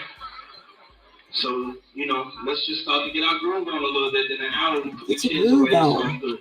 Hey, DJ, let's hit it. Let's do it. Oh, we gotta turn this off. Okay, let's start it from the beginning. An hour left. So get extra comfortable, kids. Because after that, y'all gotta go. It's a wrap for y'all. Because this thing turns into something that when y'all get older, y'all don't want to come to. Okay? Yeah, I don't know if I would come to that freaky shit that comes on after that party is over. Shit, you got to be a straight up damn freakazoid. Okay, they be going to that other party. That's crazy. Okay, so he was telling the kids, telling the guests they need to take their kids home and stuff. This was a white party in the Hamptons, and he was saying it's time for the kids to go home because the real partying is about to begin. And let's see. Hmm. He said, we fed you all, we gave you drinks. Now it's time to enjoy life. He said, this is a celebration of life. This is the real white party. I heard that. The white party is cool. It's what happens after the white party. You know what I'm saying? And that just, wait, hold on. That just means they had all white. That's the first thing. But the thing is what happens after the white party, what they was doing at the next party. Let's see. You said I might tell my brother or a son if I had one, but even then, I probably just give them the money. Shop for yourself. I know that's right, but it's okay to take your son, your kids shopping and things like that. But taking like your homeboy shopping, like you a girl or some shit, or either like he's a girl, that's kind of weird. You know what I'm saying? Now, like if you and your homeboy go out shopping together and y'all both buying stuff and just say your homeboy don't got enough money, be like, yo, man, I'll get that for you. It just depends on, how you say it, in my opinion, it just depends. But as far as like you mean to do or something like that, or you just, just take the mama take you to shopping like you get, suspect or something, that's kind of, strange. You know what I'm saying? Like you're trying to con that person to encourage them to do some shit. That's kind of weird. All right. So let's go to the next one. Let me see if this is it. I think that's Mace. Hollywood. First, let's listen to Kanye West explain the dark truth about P. Diddy. Now watch him listen to what he say. Yeah, I told you I had a lot of videos to show y'all. Hold on, let me get this damn thing going. A lot of people come up missing. Feels like it might be a lot of that in order to control, traumatize. They want to monetize and traumatize. You know what I'm saying? And this truth is going to be heard. I can't send none of y'all meat males, y'all puppies, y'all little boozy, none of these names, none of these people that have to listen to y'all because they have legal. I never killed nobody, right? I'm the pussy that never killed nobody, right? But that means I can say whatever I want and not go to jail. And even if they did figure out a way, I'm still not backing down from what I said. And God loved me. You understand? They hit me. Gap, Adidas, all that away. Still, Forbes, who hate me, right, had to write net worth 400 million. Jesus is king. God loved me. You're out in Hollywood, a lot of people come up missing. Feels like it might be a lot of that in order to control, traumatize. They want to monetize and traumatize. You know what I'm saying? And this truth is going to be heard. I can't send none of y'all meat males, y'all puppies, y'all little boozy, none of these names, none of these people that have to listen to y'all because they have legal. I never killed nobody, right? Okay. I'm the pussy that never killed nobody, right? But so let's see what Kanye is talking about. Okay.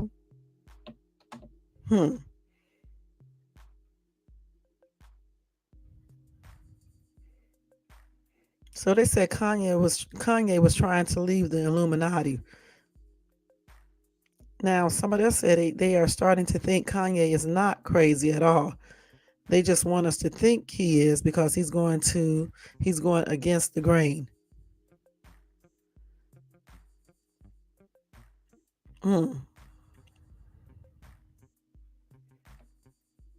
Again, somebody said Kanye is not crazy. You guys, what he's saying is true. And another person said Kanye and Jaguar Wright was right the entire time. Also, Wendy Williams and a lot of other people. Somebody said, can anyone else remember the screenshots Kanye shared of the text Diddy sent him? Let's see if somebody know. Somebody said, remember he told Diddy that he was going to make an example out of him. Let's see if they tell us what he said. Oh, they said apparently he said it's bad boy for life in all caps. Okay.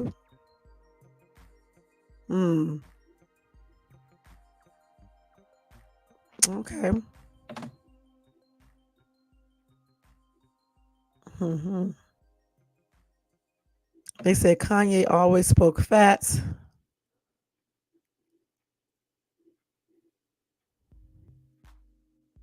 They said another commenter said, "You guys are not listening to what he's saying." They call him a cat, a pussy, for not unaliving anyone. All of your favorite artists has. So he just said some names. He said P Diddy, and who else did he say? He said P Diddy, Little Boosie, and somebody else. He said, okay, mm, okay. So that's why he said he did not unalive anyone. So basically, he was saying all those people he just named did. Okay. Okay, let's go to this next video. Oh wow, this girl up here dancing and shit. Wait, let me take her off here. Wait, let me see. You gotta stop getting upset with hearing the truth. Go this work Mace? on your game. Don't get mad at me, nigga. I'm here telling the truth. If somebody else should have told you this.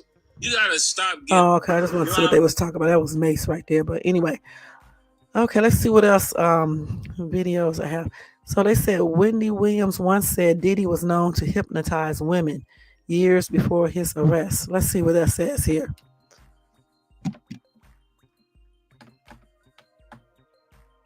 I agree with you, Jermaine. It definitely is. And he's definitely that. So anyway, Wendy Williams' past comments about Sean Diddy Combs resurfaced after the disgraced music mogul's September 2024 arrest. So let's see what they said about Wendy. So let's see. So Wendy expresses concern for Cassie's safety in the clip, stating the Me and You singer's ex could easily find her due to his wealth and esteem. She said, my thing about when you date a mogul is that it's really difficult to avoid them because if you use your head, you never know when they are going to pop up on the scene. She said he's a mogul. Like he can hire a plane right now, zoom into South Africa, land on the roof of the hotel where she's staying, pay people off at the front desk, give me the key and let me up in her room. Wendy also added that she would always be on guard in a relationship with Diddy and that the thought of him easily having access to her would scare the bejesus out of her. She also said the mogul had a playboy lifestyle, allowing him to hypnotize women into doing whatever he wanted.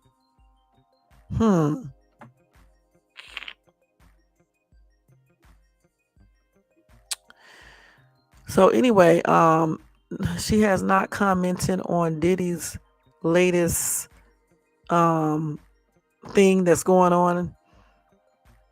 But that was something she said years ago when she had her talk show, amongst other things she said about him. Somebody said, I believe Diddy is the one she talks about taking advantage of her when she was just starting in the business. She never said it was him, but putting the pieces together, it could be him.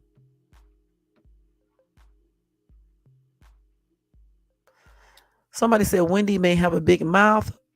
And some people may misinterpret it for gossip, but she speaks truth about most of these types. If you really listen and can get past your negative feelings about her.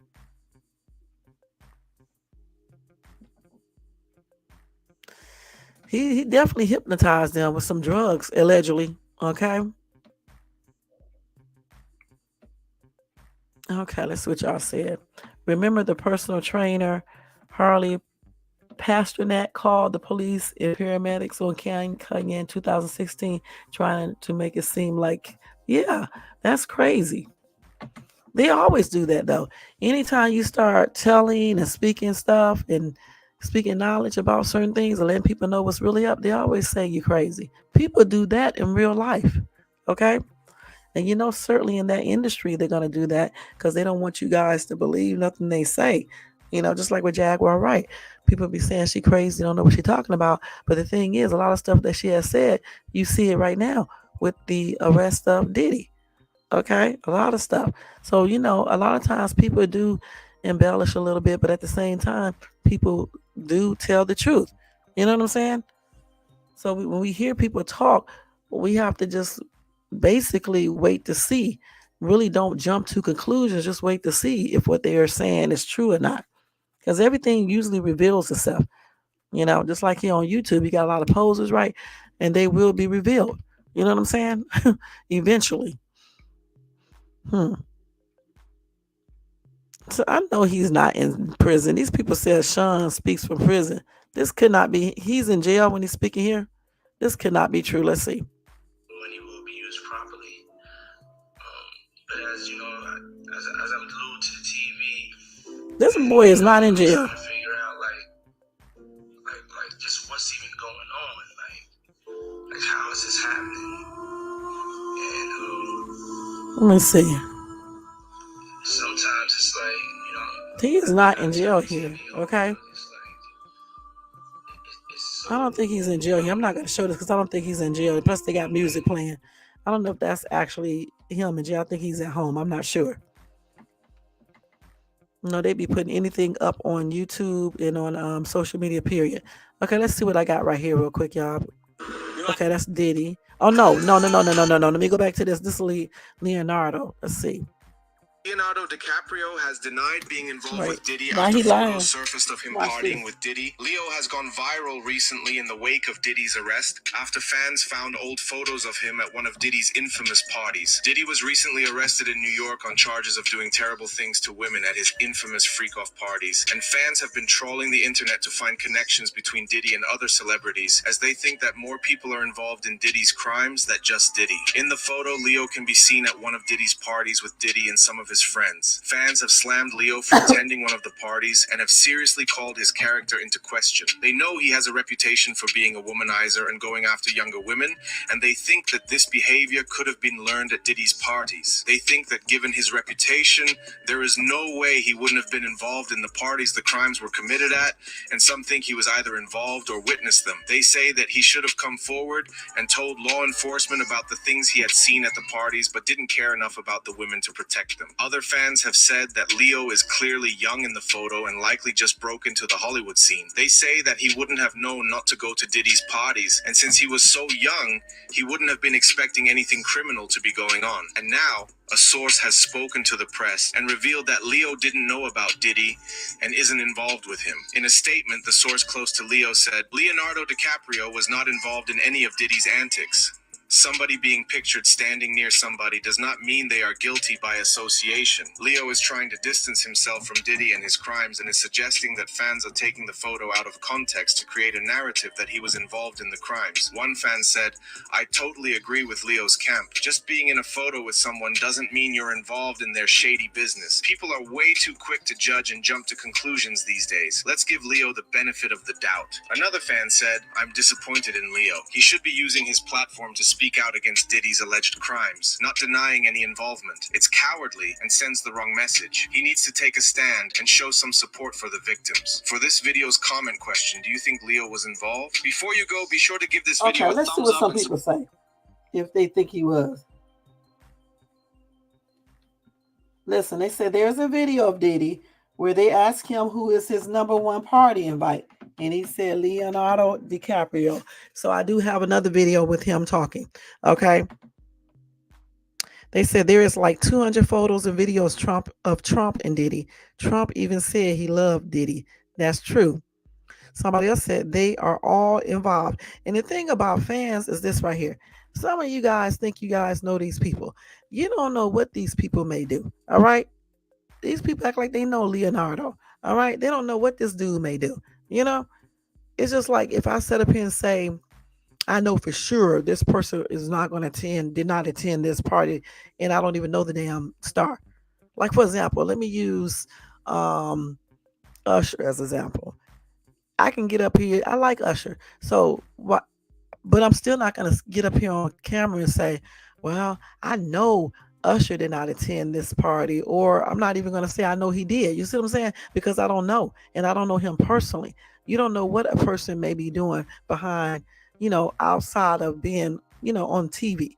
Remember, you only know these stars and stuff from what they show you in interviews, on TV shows, in movies, and things like that. You don't know what's going on in their actual personal life and what they will do. And just because this dude um, went to one of those parties, it doesn't mean that he did anything illegal. Let's always remember that. Okay. And it doesn't mean that um, because he became a womanizer that he learned that at Sean's party. That's stupid. Okay. He probably was already that from the get go. All right. That's why he wanted to attend the party. Y'all always taking up for people when it does not even make any damn sense. Yeah, that was a long time ago, right? A long time ago.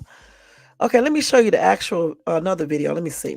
If I think I got it. I hope so. Anyway, I had it earlier. Let me see. Let's see which one. All these damn videos. Hold on. Let me see which one it is. You've gone on the record saying that. Okay, so let me show y'all. They be getting these videos, y'all. Your white party is up there with the top 3 that you've ever thrown for people. What are the other 2? I would say when I got my star on Hollywood, I had a party. And this year at Burning Man at an undisclosed location. If you've had to recall the most lavish, over-the-top, outrageously extravagant decoration on display, what would it be? One time I had the Declaration of Independence in one of my 4th of July parties. It was a 4th of July white party. And the white party is coming back this year, by the way, for charity. Yeah, that's great to hear. And I'm sure that's probably not public information yet, but who's the person that's number 1 on that invitation list? Leonardo DiCaprio. And I can get on that list, yes, right? Without a doubt, you are invited. That is so generous of you. Cheers to that. See you at the white party. And happy holidays to you and yours. You've gone on the record saying that your white party is up there with the top 3 that you've ever thrown for people. What are the other 2? I would say when I got my star on Hollywood, I had a party. And this year at Burning Man at an undisclosed location. If you've had to recall the most lavish, over-the-top, outrageously extravagant decoration on display, what would it be? One time I had the Declaration of Independence in one of my 4th of July parties. It was a 4th of July white party. And the white party is coming back this year, by the way, for charity. Yeah, that's great to hear. And I'm sure that's probably not public information yet, but who's the person that's number 1 on that invitation list? Leonardo DiCaprio. And I can get on that list, yes, right? Without a doubt, you are invited. That is so generous of you. Cheers to that. See you at the white party. And happy holidays to you and yours. You've gone on the record saying that your white party is up there with the top 3 that you've ever thrown for people. What are the other 2? I would say when I got my star on Hollywood.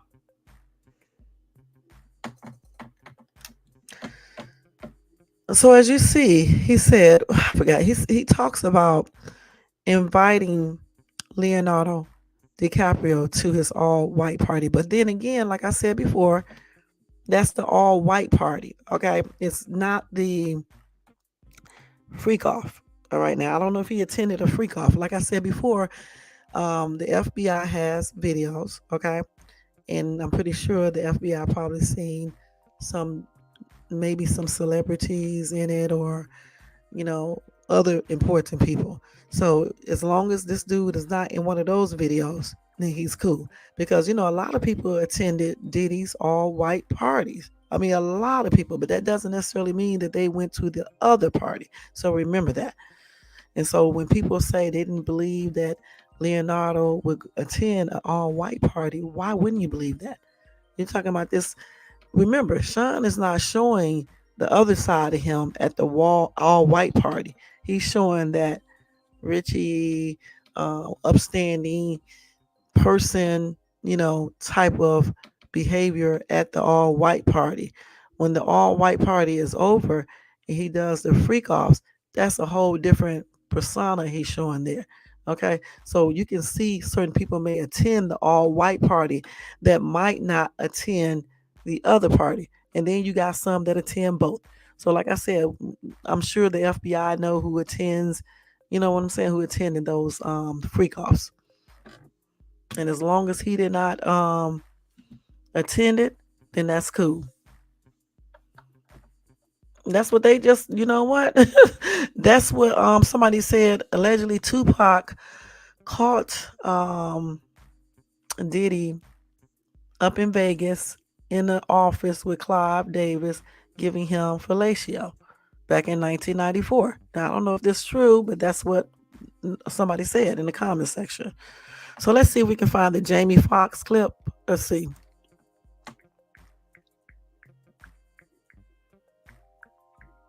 Let's see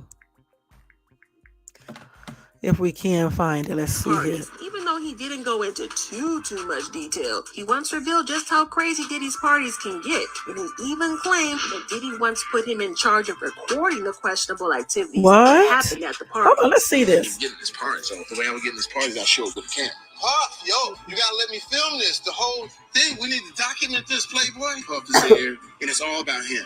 But before we even get into all of Jamie's shocking revelations, can we please take a moment to talk about how multiple people have accused Diddy of allegedly trying to force him into freak-offs and how he would lose his mind when they turned him down? Well, in 2013, federal agencies were all up in Diddy's business, and they carried out an investigation into the true nature of his activities with young boys. And y'all know when the feds step in, they usually mean business. They dug deep into him before suddenly dropping the investigation, and fans believe that he pulled some strings to get the feds to back off, which raised some questions about the extent of his power. But that's not all, because Diddy's former artist Mason Bethel Mace also kind of hinted that Diddy tried to force him into freak off when he was signed to Diddy's Bad Boy Records. Allegedly, this is what really led to Mace's issues with Diddy, eventually causing him to leave the label. After leaving Bad Boy Records, Mace decided to step away from the rap game and pursue a higher calling, becoming a pastor.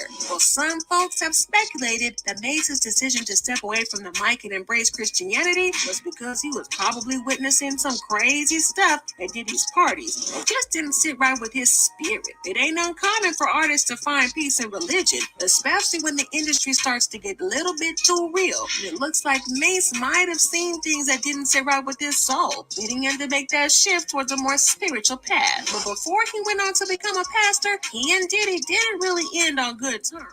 Word on the streets is that he didn't get paid by Diddy after leaving the records. Yeah, you heard that right. No cash, no checks, just radio silence on the payment front. And if that ain't bad enough, Diddy supposedly did a number on Mace's rep in the industry and got him blacklisted.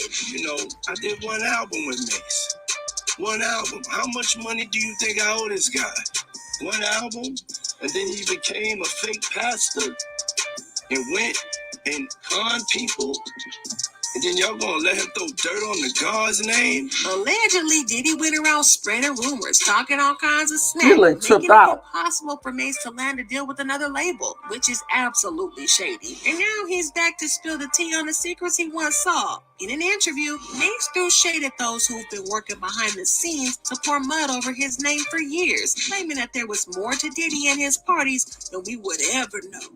And I want to tell you why, if the devil can use him aggressively, then I want you to know God can use me aggressively. But when Mace said that it was worse than we knew, he wasn't playing around, because there have also been rumors about Diddy's sexuality for decades. Back in the 90s, whispers about Diddy's sexuality started spreading into the industry, and Suge Knight and Tupac Shakur were among the first to raise questions about Diddy's sexuality and his orientation. Well, Suge wasn't shy about stirring that pot, and in the 90s, he dropped some bold hints about Diddy's preferences. Suge during that time wasn't exactly besties with Diddy, obviously. He went on record, making statements that got people talking. Now, Suge wasn't the type to mince words at all, and he definitely threw shade at Diddy and spoke about the real things that Diddy was up to behind the scenes. And then there was also Tupac Shakur, who is known to have an intense rivalry with Diddy. At the time, Tupac had his suspicions about Diddy, and he wasn't afraid to voice his concerns about him being on the DL. There were whispers in the industry, and Tupac, being Tupac, did not shy away from addressing them at all. And can we please talk about 50 Cent and how he's been on Diddy's neck since forever? He was among the first who really clocked Diddy's secret activities, and he has never held anything back, calling out Diddy's sexuality and even sharing some pics that got the whole internet talking.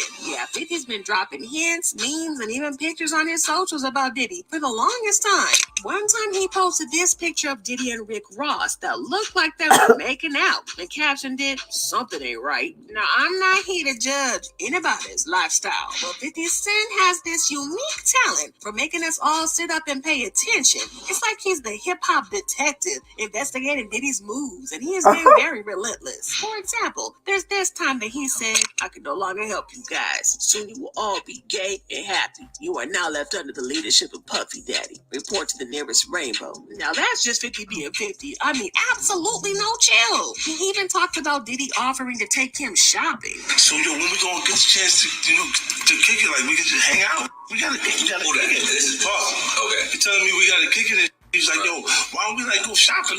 I mean, like, I pay for it. And I was like, just like. Parties. Even though he didn't go into too much detail, he once revealed just how crazy Diddy's parties can get, and he even claimed that Diddy once put him in charge of recording the questionable activities that happened at the parties. You couldn't even get in this party, so when I would get in this parties, I show up with a camera. Puff, yo, you gotta let me film this. The whole thing. We need to document this, Playboy. Puff is there, and it's all about him. But before we even get into all of Jamie's shocking revelations, can we Okay. please take a moment to talk about Jamie act like he was joking right then and there, right? Okay, but on the for real, he probably wasn't. Okay, but it sounded like he was joking right there when he was like, let me get a camera and come in and take videos and stuff.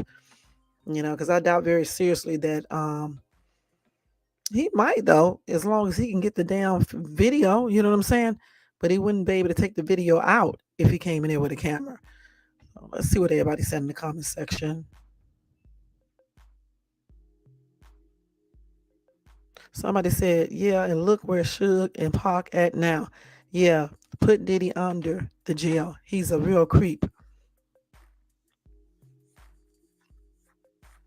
Somebody said, wow, Diddy does think he is God.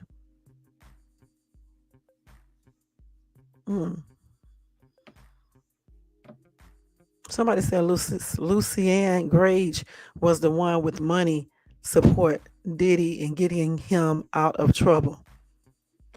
Okay, let's see. Somebody said Mace gave everything back, so they did not unalive him. Somebody said they see Satan all over Sean. Honestly, the way he was up there screaming and shit and looking all crazy, he looked demonic. That's what he looked like. Somebody said, how many parties did he attend, Jamie Foxx, and for how many years? That's suspect.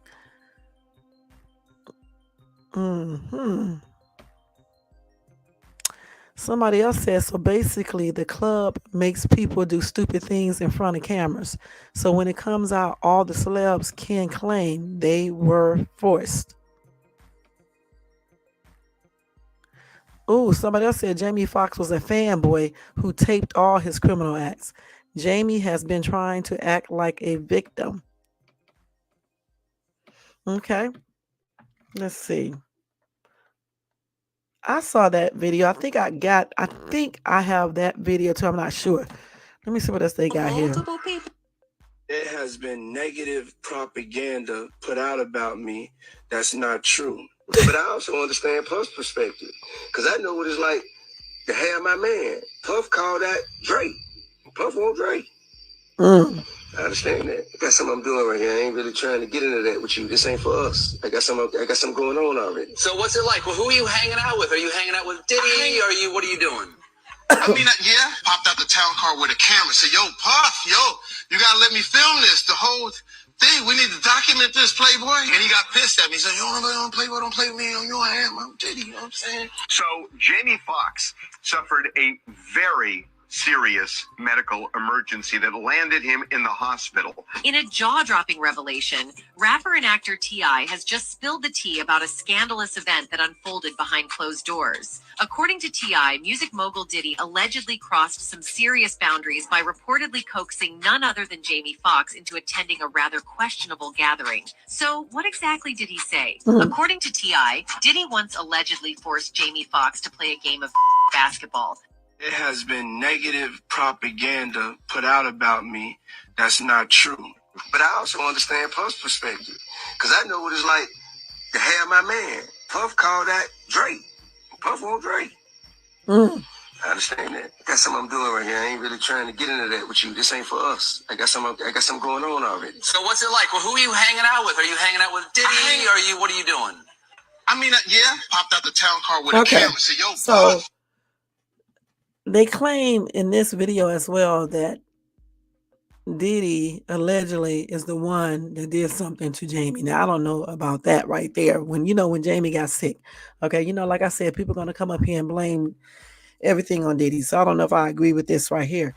However, Jamie Foxx coming out with the camera joke and all this stuff, Diddy got mad and basically was saying no or something. So I don't know if he actually attended one of those parties or not, but we will see. Y'all crazy as hell. Diddy's baby oil. T.I. was there too. I heard that. Yeah. About his supposed medical emergency. Okay, let's see what else we got here. Yo, what was the situation you had with Puffy, man? So let's look at this one. Puff, I think my brother. I think Puff was. I think he almost fell and tripped or whatever. We at Jamie house. I think he probably tripped or something. And my brother kind of laughed, and I guess it wasn't funny to Puff. You know what I mean? It was, So Puff kind of like put, that, hey, come here, like, hey, what's funny or whatever. And I see it from my peripheral, and I'm like, that's my Puffy don't know my brother. This is weird. This don't look cool. So I'm like, I push my brother out the way. I'm gonna move my brother. Like, hold on. I asked Puff, are you know him? And Puff was like, nah, Playboy, it ain't. I said, that's my brother. Nigga, I touch everything in here for my brother. Period, point blank. I'm touching everything in here for my brother. And so then, me and Puff, we end up having a conversation, and we, as men, we shook hands, and everything was great. But for a split second, I didn't see Puffy. I seen Sean. I didn't see Puffy. You mess with my brother, like that's my, I ain't know. It ain't like that. Puffy, yo, what was the situation you had with Puffy, man? Puff. I think my brother. So that was at Jamie Foxx's house. I think he almost fell and tripped or whatever. We at Jamie house. I think he probably tripped or something. Okay, so they was all at Jamie's house. Kind of laughed, and I guess it wasn't funny to Puff. You know what I mean? And so Puffy wanted to get mad. So he was about to beat Puffy's ass, I guess. I told you this Negro got split personalities. They told me I didn't see Puff, I seen Sean. So when he Puff, he's somebody different. And then when he's Sean, he's somebody different. Okay, so probably when he do those freak offs, he may be Puff. And then when he's in that at the white party, when he had those, he was Sean. Okay, or like when he's on TV, he's Sean, but when he's behind closed doors, then he let the Puff come out. Okay. And they said that's why this dude right here did not get any roles no more, because Puffy Combs has something to do with it. All right, that's what they claim. Okay. What was the other video you said? It's another one, naked basketball. Let's see.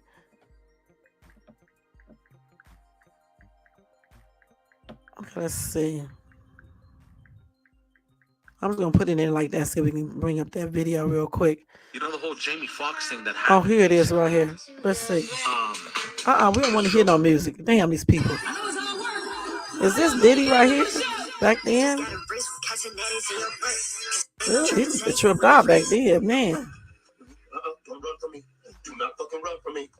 These people stupid. They got parodies up here. So who was with you Let me this see. weekend?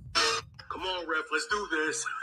I'm getting home. I swear, bro. Every other day. Wait, let me try to see if I can find it, y'all. Okay, let's see. This is it right here. Inch away of being publicly exposed, but somehow he managed to keep his dirty I secret. think this is it right here. I'm not sure. And while 50 Cent spoke about his experience with Puffy, which didn't go further one conversation, there have been multiple witnesses of the music mogul getting prepared for his wild activities with men. Diddy's ex-bodyguard Gene Deal had a lot of interesting stories about his former boss, and he once spilled how he and Diddy were in Atlanta and went to an exotic bookstore. The ex-bodyguard recalled his boss grabbing a brown paper bag and filling it with toys for intimate games, including plugs. I know the fans want to hear some of his intimate secrets. While Gene Deal never directly said how the music mogul was using his purchases, he kind of spilled the name of the person who Diddy spent the night with after that exotic shopping. He had exposed Diddy's alleged affair with rapper J. Rule, and according to Gene, he was guarding the door behind which Diddy was having a private party with Jay and a bunch of toys. And while these are just speculations and stories from the past, apparently, Diddy has an interesting collection of recordings hidden somewhere because, as he once revealed in his interview, he was making a movie about his life. And I said to myself, somebody need to get the cameras rolling on me. It could be inspirational. So I started shooting this movie when I was 19. Now, let's wait for Diddy's response because he can't just ignore the rumors and try to shut up the allegations by getting another girlfriend or fathering another baby. His wild shenanigans with men have been out in the open for years, and the public doesn't even need another confirmation coming from 50 Cent or anyone else. And it feels like Diddy is losing his touch as this year. He had been one step away from the biggest exposure in his career when actor and Diddy's friend Jamie Foxx accidentally confirmed that he was the one filming Diddy's parties with men. Watching Puff at the Beverly Hills Hotel, I'm filming this, and it's a pool party that is ridiculous, man. This might be the reason why Jamie Foxx's health declined all of a sudden, and the actor spent several months in hospital fighting for his life. Many fans tend to believe that it was Diddy sending a message to everyone who dares to say anything about his secret life. However, knowing the music mogul's history with different shady coincidences, it's not anyone's life mattered to him, as he got to continue his lavish and wild lifestyle without fear of being exposed ever again. Hey, I'm just living my best life, you know. Well, if it's somehow confirmed that these affairs were illegal or not consensual, the music mogul may meet up with other predators behind the bars.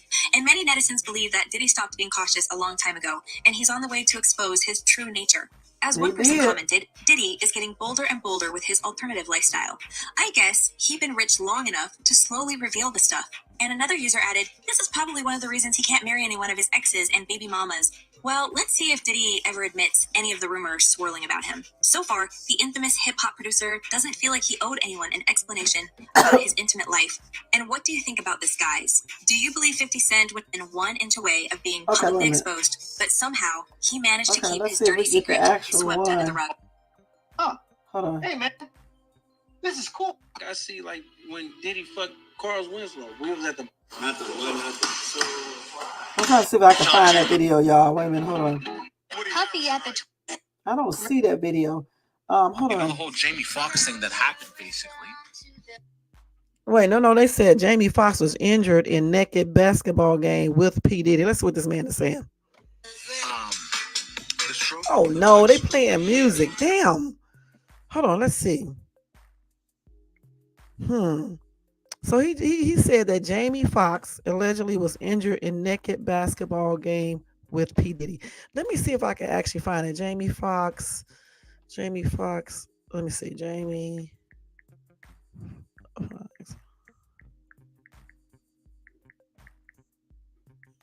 And naked. So he was playing naked basketball? If that ain't tripped out, you tell me what is. Let's see. Naked Fox. Let's see. Naked. No, not this. He explained that Diddy, known for his extravagant parties, and Let's see. Jamie Foxx also reportedly went through the same fate in the hands of Diddy.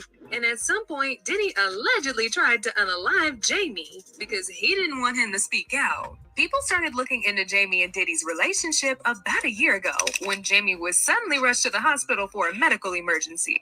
Jamie Foxx also reportedly went through the same fate in the hands of Diddy. And at some point, Diddy allegedly tried to unalive Jamie. Yeah, that's tripped out, y'all. Hold on, let me see if I can find this. People started looking into Jamie and Diddy's relationship about a year ago when Jamie was Let's suddenly... see what else. According to T.I., he possesses some interesting footage of I his still friend don't Diddy see that at one of video his yet. parties.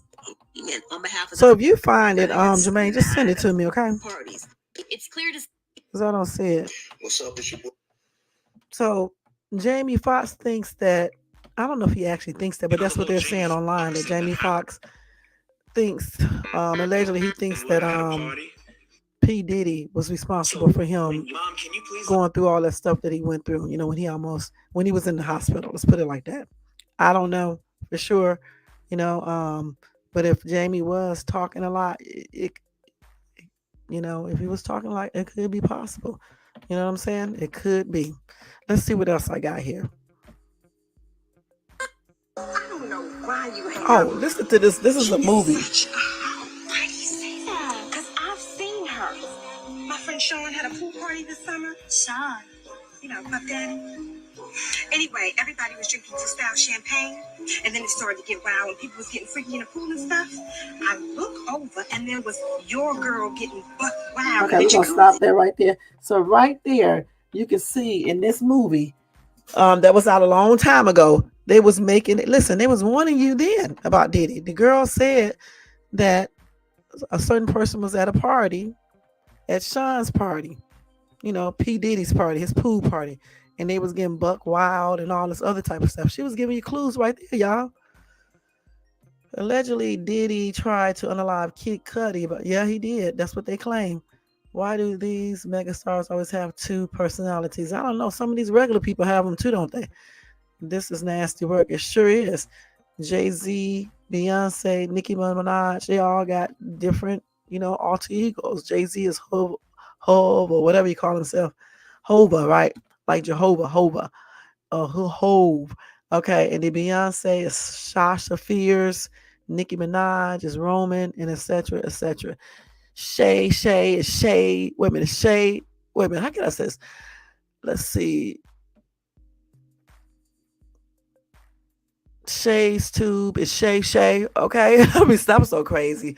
But anyway, y'all, took me a moment to get that too. It's late, y'all. It's late. Okay, let's see what else we got here. Oh, this is my friend right here. What did they say about Janet? No, that's something else. Okay, let's see what else I got here, y'all. Okay, we did all of that. We're not gonna do this. I think that's it with the Sean Puffy Combs. I think I covered everything I want to show y'all. Let me see. Y'all, this is crazy. Marcus Rogers warned Diddy in a video created August 14, 2021.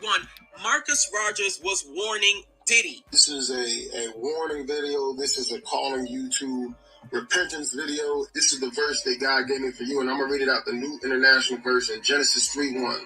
Now the serpent was more crafty than any of the wild animals the Lord God had made.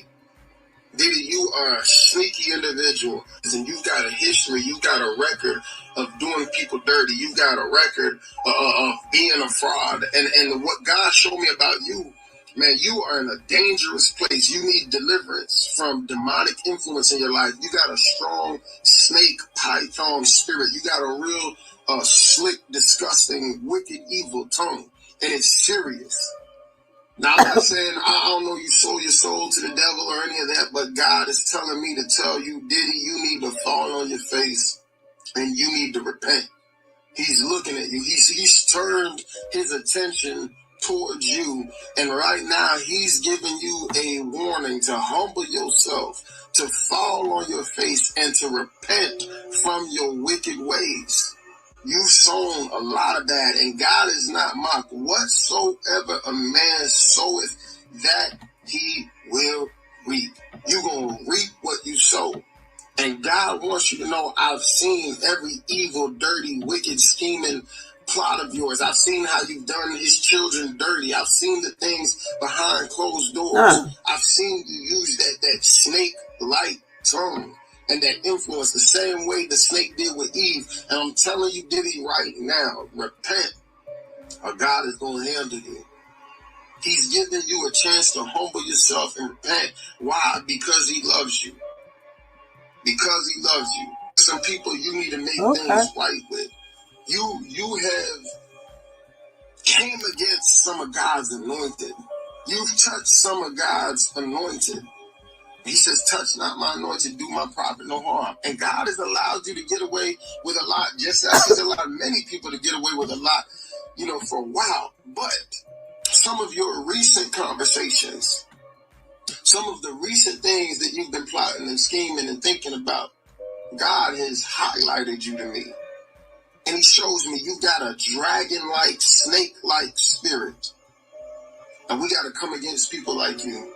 And we wrestle not against flesh and blood, but you know better, and you've opened yourself up to this deception and this evil for power, money, and fame. Your lust is out of control. And God says, I see you, Sean. Puffy, he see you. He's calling for your repentance. Humble yourself. Dang, that's tripped out, isn't it? Mm-hmm. And Puffy should have listened. He should have listened. Okay, if he saw this, he should have listened. Because this dude was speaking the truth. Let's see what some people are saying. Somebody said this dude has been called out to repent as well by a prophet. Okay. Somebody said, I hope Marcus is safe.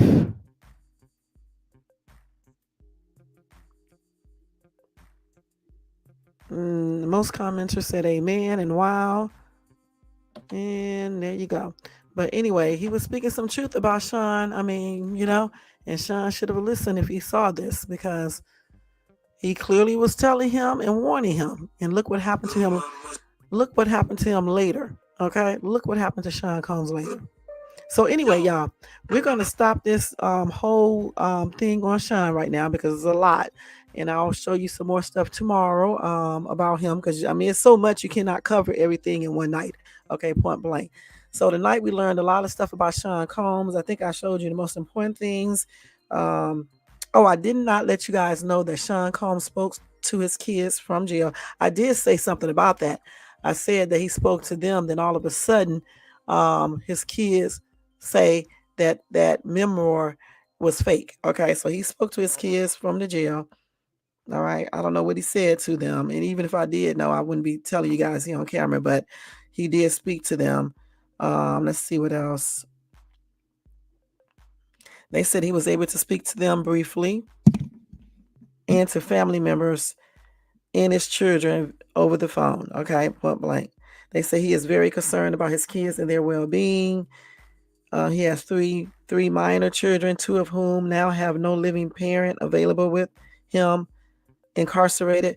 4 of his 7 children have neither parent available with him, incarcerated. Okay. So, yeah, he got a lot of kids, you know. A lot of them are grown. And then I think that a couple of 4, I know the 3 are still underage, but it may be another one, I'm not sure. Okay. But anyway, he did speak to them briefly over the phone and some family members. All right. So with Sean Combs, that's going to be it for tonight, guys. Let me give you a breaking news real quick, and then I may touch on Dolph just a little bit, or I may just wait till tomorrow, because Dolph is a whole nother story. Okay. I may have to just come and do another live tomorrow and do it on Dolph. But anyway, let me tell you, another person has been indicted as well. Okay. Real quick. And that individual is the mayor of New York City, Eric. What's his last name? Smith, I think. Let me look and see. Let's hear this. Let's see this right here. Okay. Eric Adams. Okay. He was indicted in a federal corruption investigation. Let's see what else they say real quick. Here we go. So anyway, he has been indicted by a federal grand jury on charges that remain sealed. So we will never find out his charges because they are sealed. Now, Adams now becomes the first mayor in New York City history to be indicted while in office. If he were to resign, he would be replaced by the city's public advocate, Jumaine Williams, who would then schedule a special election. Anyway, a spokesman for the U.S. Attorney's Office for the Southern District of New York declined to comment. Okay, let's see. So the mayor said, I always knew that if I stood my ground for New Yorkers, that I would be a target, and a target I became. Let's see. If I am charged, I am innocent, and I will fight this with every ounce of my strength and spirit. Now, in a speech recorded at his official residence, Adams acknowledged that some New Yorkers would question his ability to manage the city while he fights the charges, but he vowed to stay in office.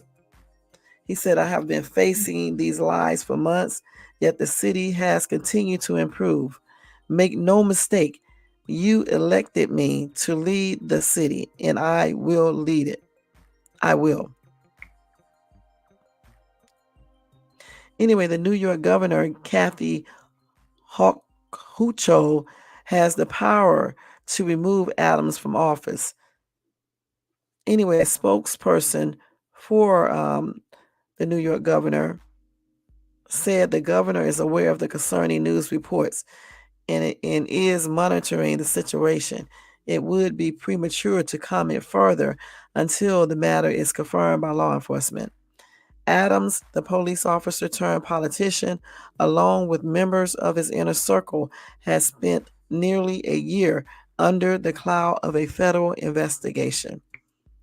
His cell phones were seized in recent weeks. The residence of some of his closest friends were searched by federal agents working on several related corruption probes. Okay. So yeah, so that's what he has been indicted for. He just got indicted, let's see, by a federal grand jury on charges that remains sealed. All right. So it's some type of federal corruption case. All right, guys, that's what it is. All right. So let's see what maybe two people said. Somebody said this scumbag contributed to ruining one of the greatest cities on the planet. He deserves that. Let's see. Someone has said they went after Como. They have gone after 2 fire commissioners, 1 police commissioner, and Adams has pissed someone off at 1600 Pennsylvania Avenue. Okay, so that's it with those comments, you guys. So again, there are a lot of politicians, and not a lot, but there are some politicians and actors and actresses, going through that legal system, for whatever reason. And that's a damn shame. He definitely was. Thank you so much. And thank you so much for coming by as well. So that's it for that breaking news. I can't go over all this breaking news. As far as Dolph case, y'all, I'm going to probably have to go over that more in detail later on because there's a lot of stuff. Yesterday was day 3. Today will be day 4. The court recess yesterday. I think that's what they said. No. They didn't call it recess. They called it something else. What did they call it yesterday? I can't remember the word they used. Yeah, I cannot remember. Let's see real quick. They did something. Let's see real quick. Let me see. Hold on. I'm trying to find my damn messages. Because it's 3 o'clock. Y'all know I got to get off this computer. Let's see.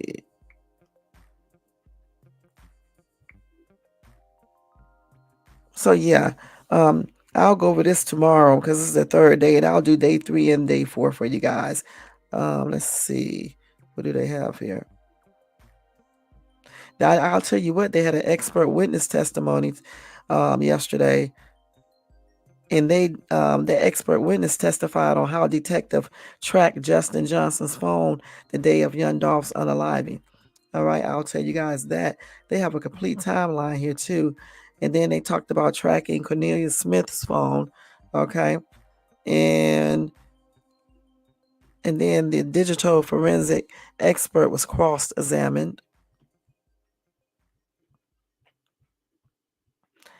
And then the prosecution rests the case. So Evans, which is the prosecutor, ended his questions, okay? And so next, the defense and prosecution are left to talk, all right? And so like I said, tomorrow, I'll let you guys know. This is a lot of stuff. I'm trying to just summarize all this. So again, tomorrow, I will go over this a little bit more in detail, and we will do day 4 as well. We want to stay on top of this Dolph trial, like we did all these other days, okay? Just ran out of time tonight dealing with the Diddy's situation, all right? So, guys, thank you so much for tuning in. Feel free to leave a comment down below regarding P. Diddy and all of this stuff going on with him. If I find any more videos like with the naked party thing, I'll let you guys know, or I can have Jermaine. If you can find it, Jermaine, just send it to me, okay? And thank you, Jermaine. Thank you, KMB. Let me go ahead and do roll call real quick. I am tired as heck now, y'all. Anyway, again, thanks to Jermaine. Thanks to KMB. And if, do you have a channel, KMB? Nightbot always doing his job. Let's see, Iman, Rich, the Swag Lord. Y'all check him out. Thank you so much, hon, for coming by. Let's see, J4 was up in this place. Thank you, J4, for coming by. Off of Google. That's funny, isn't it? Let's see. That baby oil picture is a trip. That baby oil shit got me going, like, laughing. Thanks to Miss T for stopping by, showing support. Y'all make sure y'all show Miss T some love and support. Who else?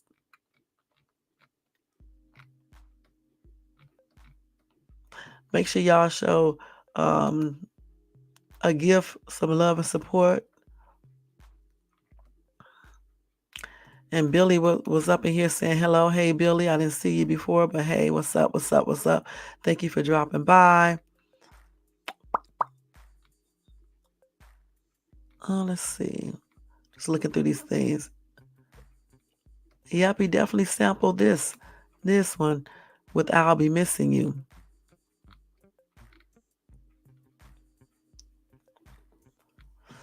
Let's see, Purple Groovy. Thank you so much for coming by, showing support. Y'all make sure y'all show Purple Groovy 69 some love and support if they have it. You know what? Diddy's Baby Oil. You was up in here. Thank you so much for coming by. This is so funny. Got the baby oil and Diddy laying up there looking a hot ass mess. Oh my gosh. Yeah, I heard about that too, T.I. Oh, you're welcome. Thank you, Jermaine. Okay, so guys, again, if you enjoyed this content, don't forget to do a couple things for me. And this is this right here. Subscribe to the channel if you're not subscribed. Welcome to all my new subbies too. And thumbs up if you enjoyed this content. Hit that bell notification so you can be notified of any upcoming videos. And you can leave a comment and share. All right, so again, like, subscribe, hit the bell. All right. And if you want to show additional support to the channel, you can do that by doing a Cash App to $ShadesTube. All donations are used to make this channel better. And thank you in advance. All right. So, guys, this was a great show. Like I said, tomorrow I'll do the Dolph. You almost need to do like a whole separate live for Dolph. You know what I'm saying? Because it's so much, just like with the P. Diddy situation. And then I still be trying to tell y'all at least 1 or 2 breaking news because so much has happened over these last 2 weeks that I have not been able to tell you guys about. So each time I do a video, I'm gonna try to give you 1 or 2 breaking news. Don't forget the recall with the lactate milk. Check that out on Google or at the FDA site so you can know what the milk is. It has almond in it for people who are sensitive to almond. That's why you don't want to eat it, but you need to check the site so you can see the dates and all that so you can know if you have that milk at home. It's lactate. I think it's all of them. I don't know for sure, but just go check the site. All right. Other than that, y'all, thank you so much for tuning in. I appreciate each and every one of you guys. Thank you to everybody in the bushes, everybody who watches this in the replay. You guys have a good night or a good day, and I'll definitely see you guys again in my next video, which will be later on today, unless I come back earlier and do one on just Dolph by himself. But I'll probably connect them and spend less time on Diddy. All right? All right, guys. See y'all later. Peace out. Let me go ahead and change everything. There you go, guys. There you go. Thank you for checking me out for a few. Your support is appreciated, and sleep tight and blessings. All right? So let's go ahead and end this show. Let me do this. Let's turn this music off and get on here. And thanks to Jermaine for helping me research everything. I appreciate you, hon. All right. And thanks to everybody in the chat who gave me more information as well. I appreciate you guys too. Let's go ahead and get out of here, y'all. Let me go ahead and put my intro thing on and outro thing on. Good night, y'all. And happy and blessed Thursday. See y'all later on today.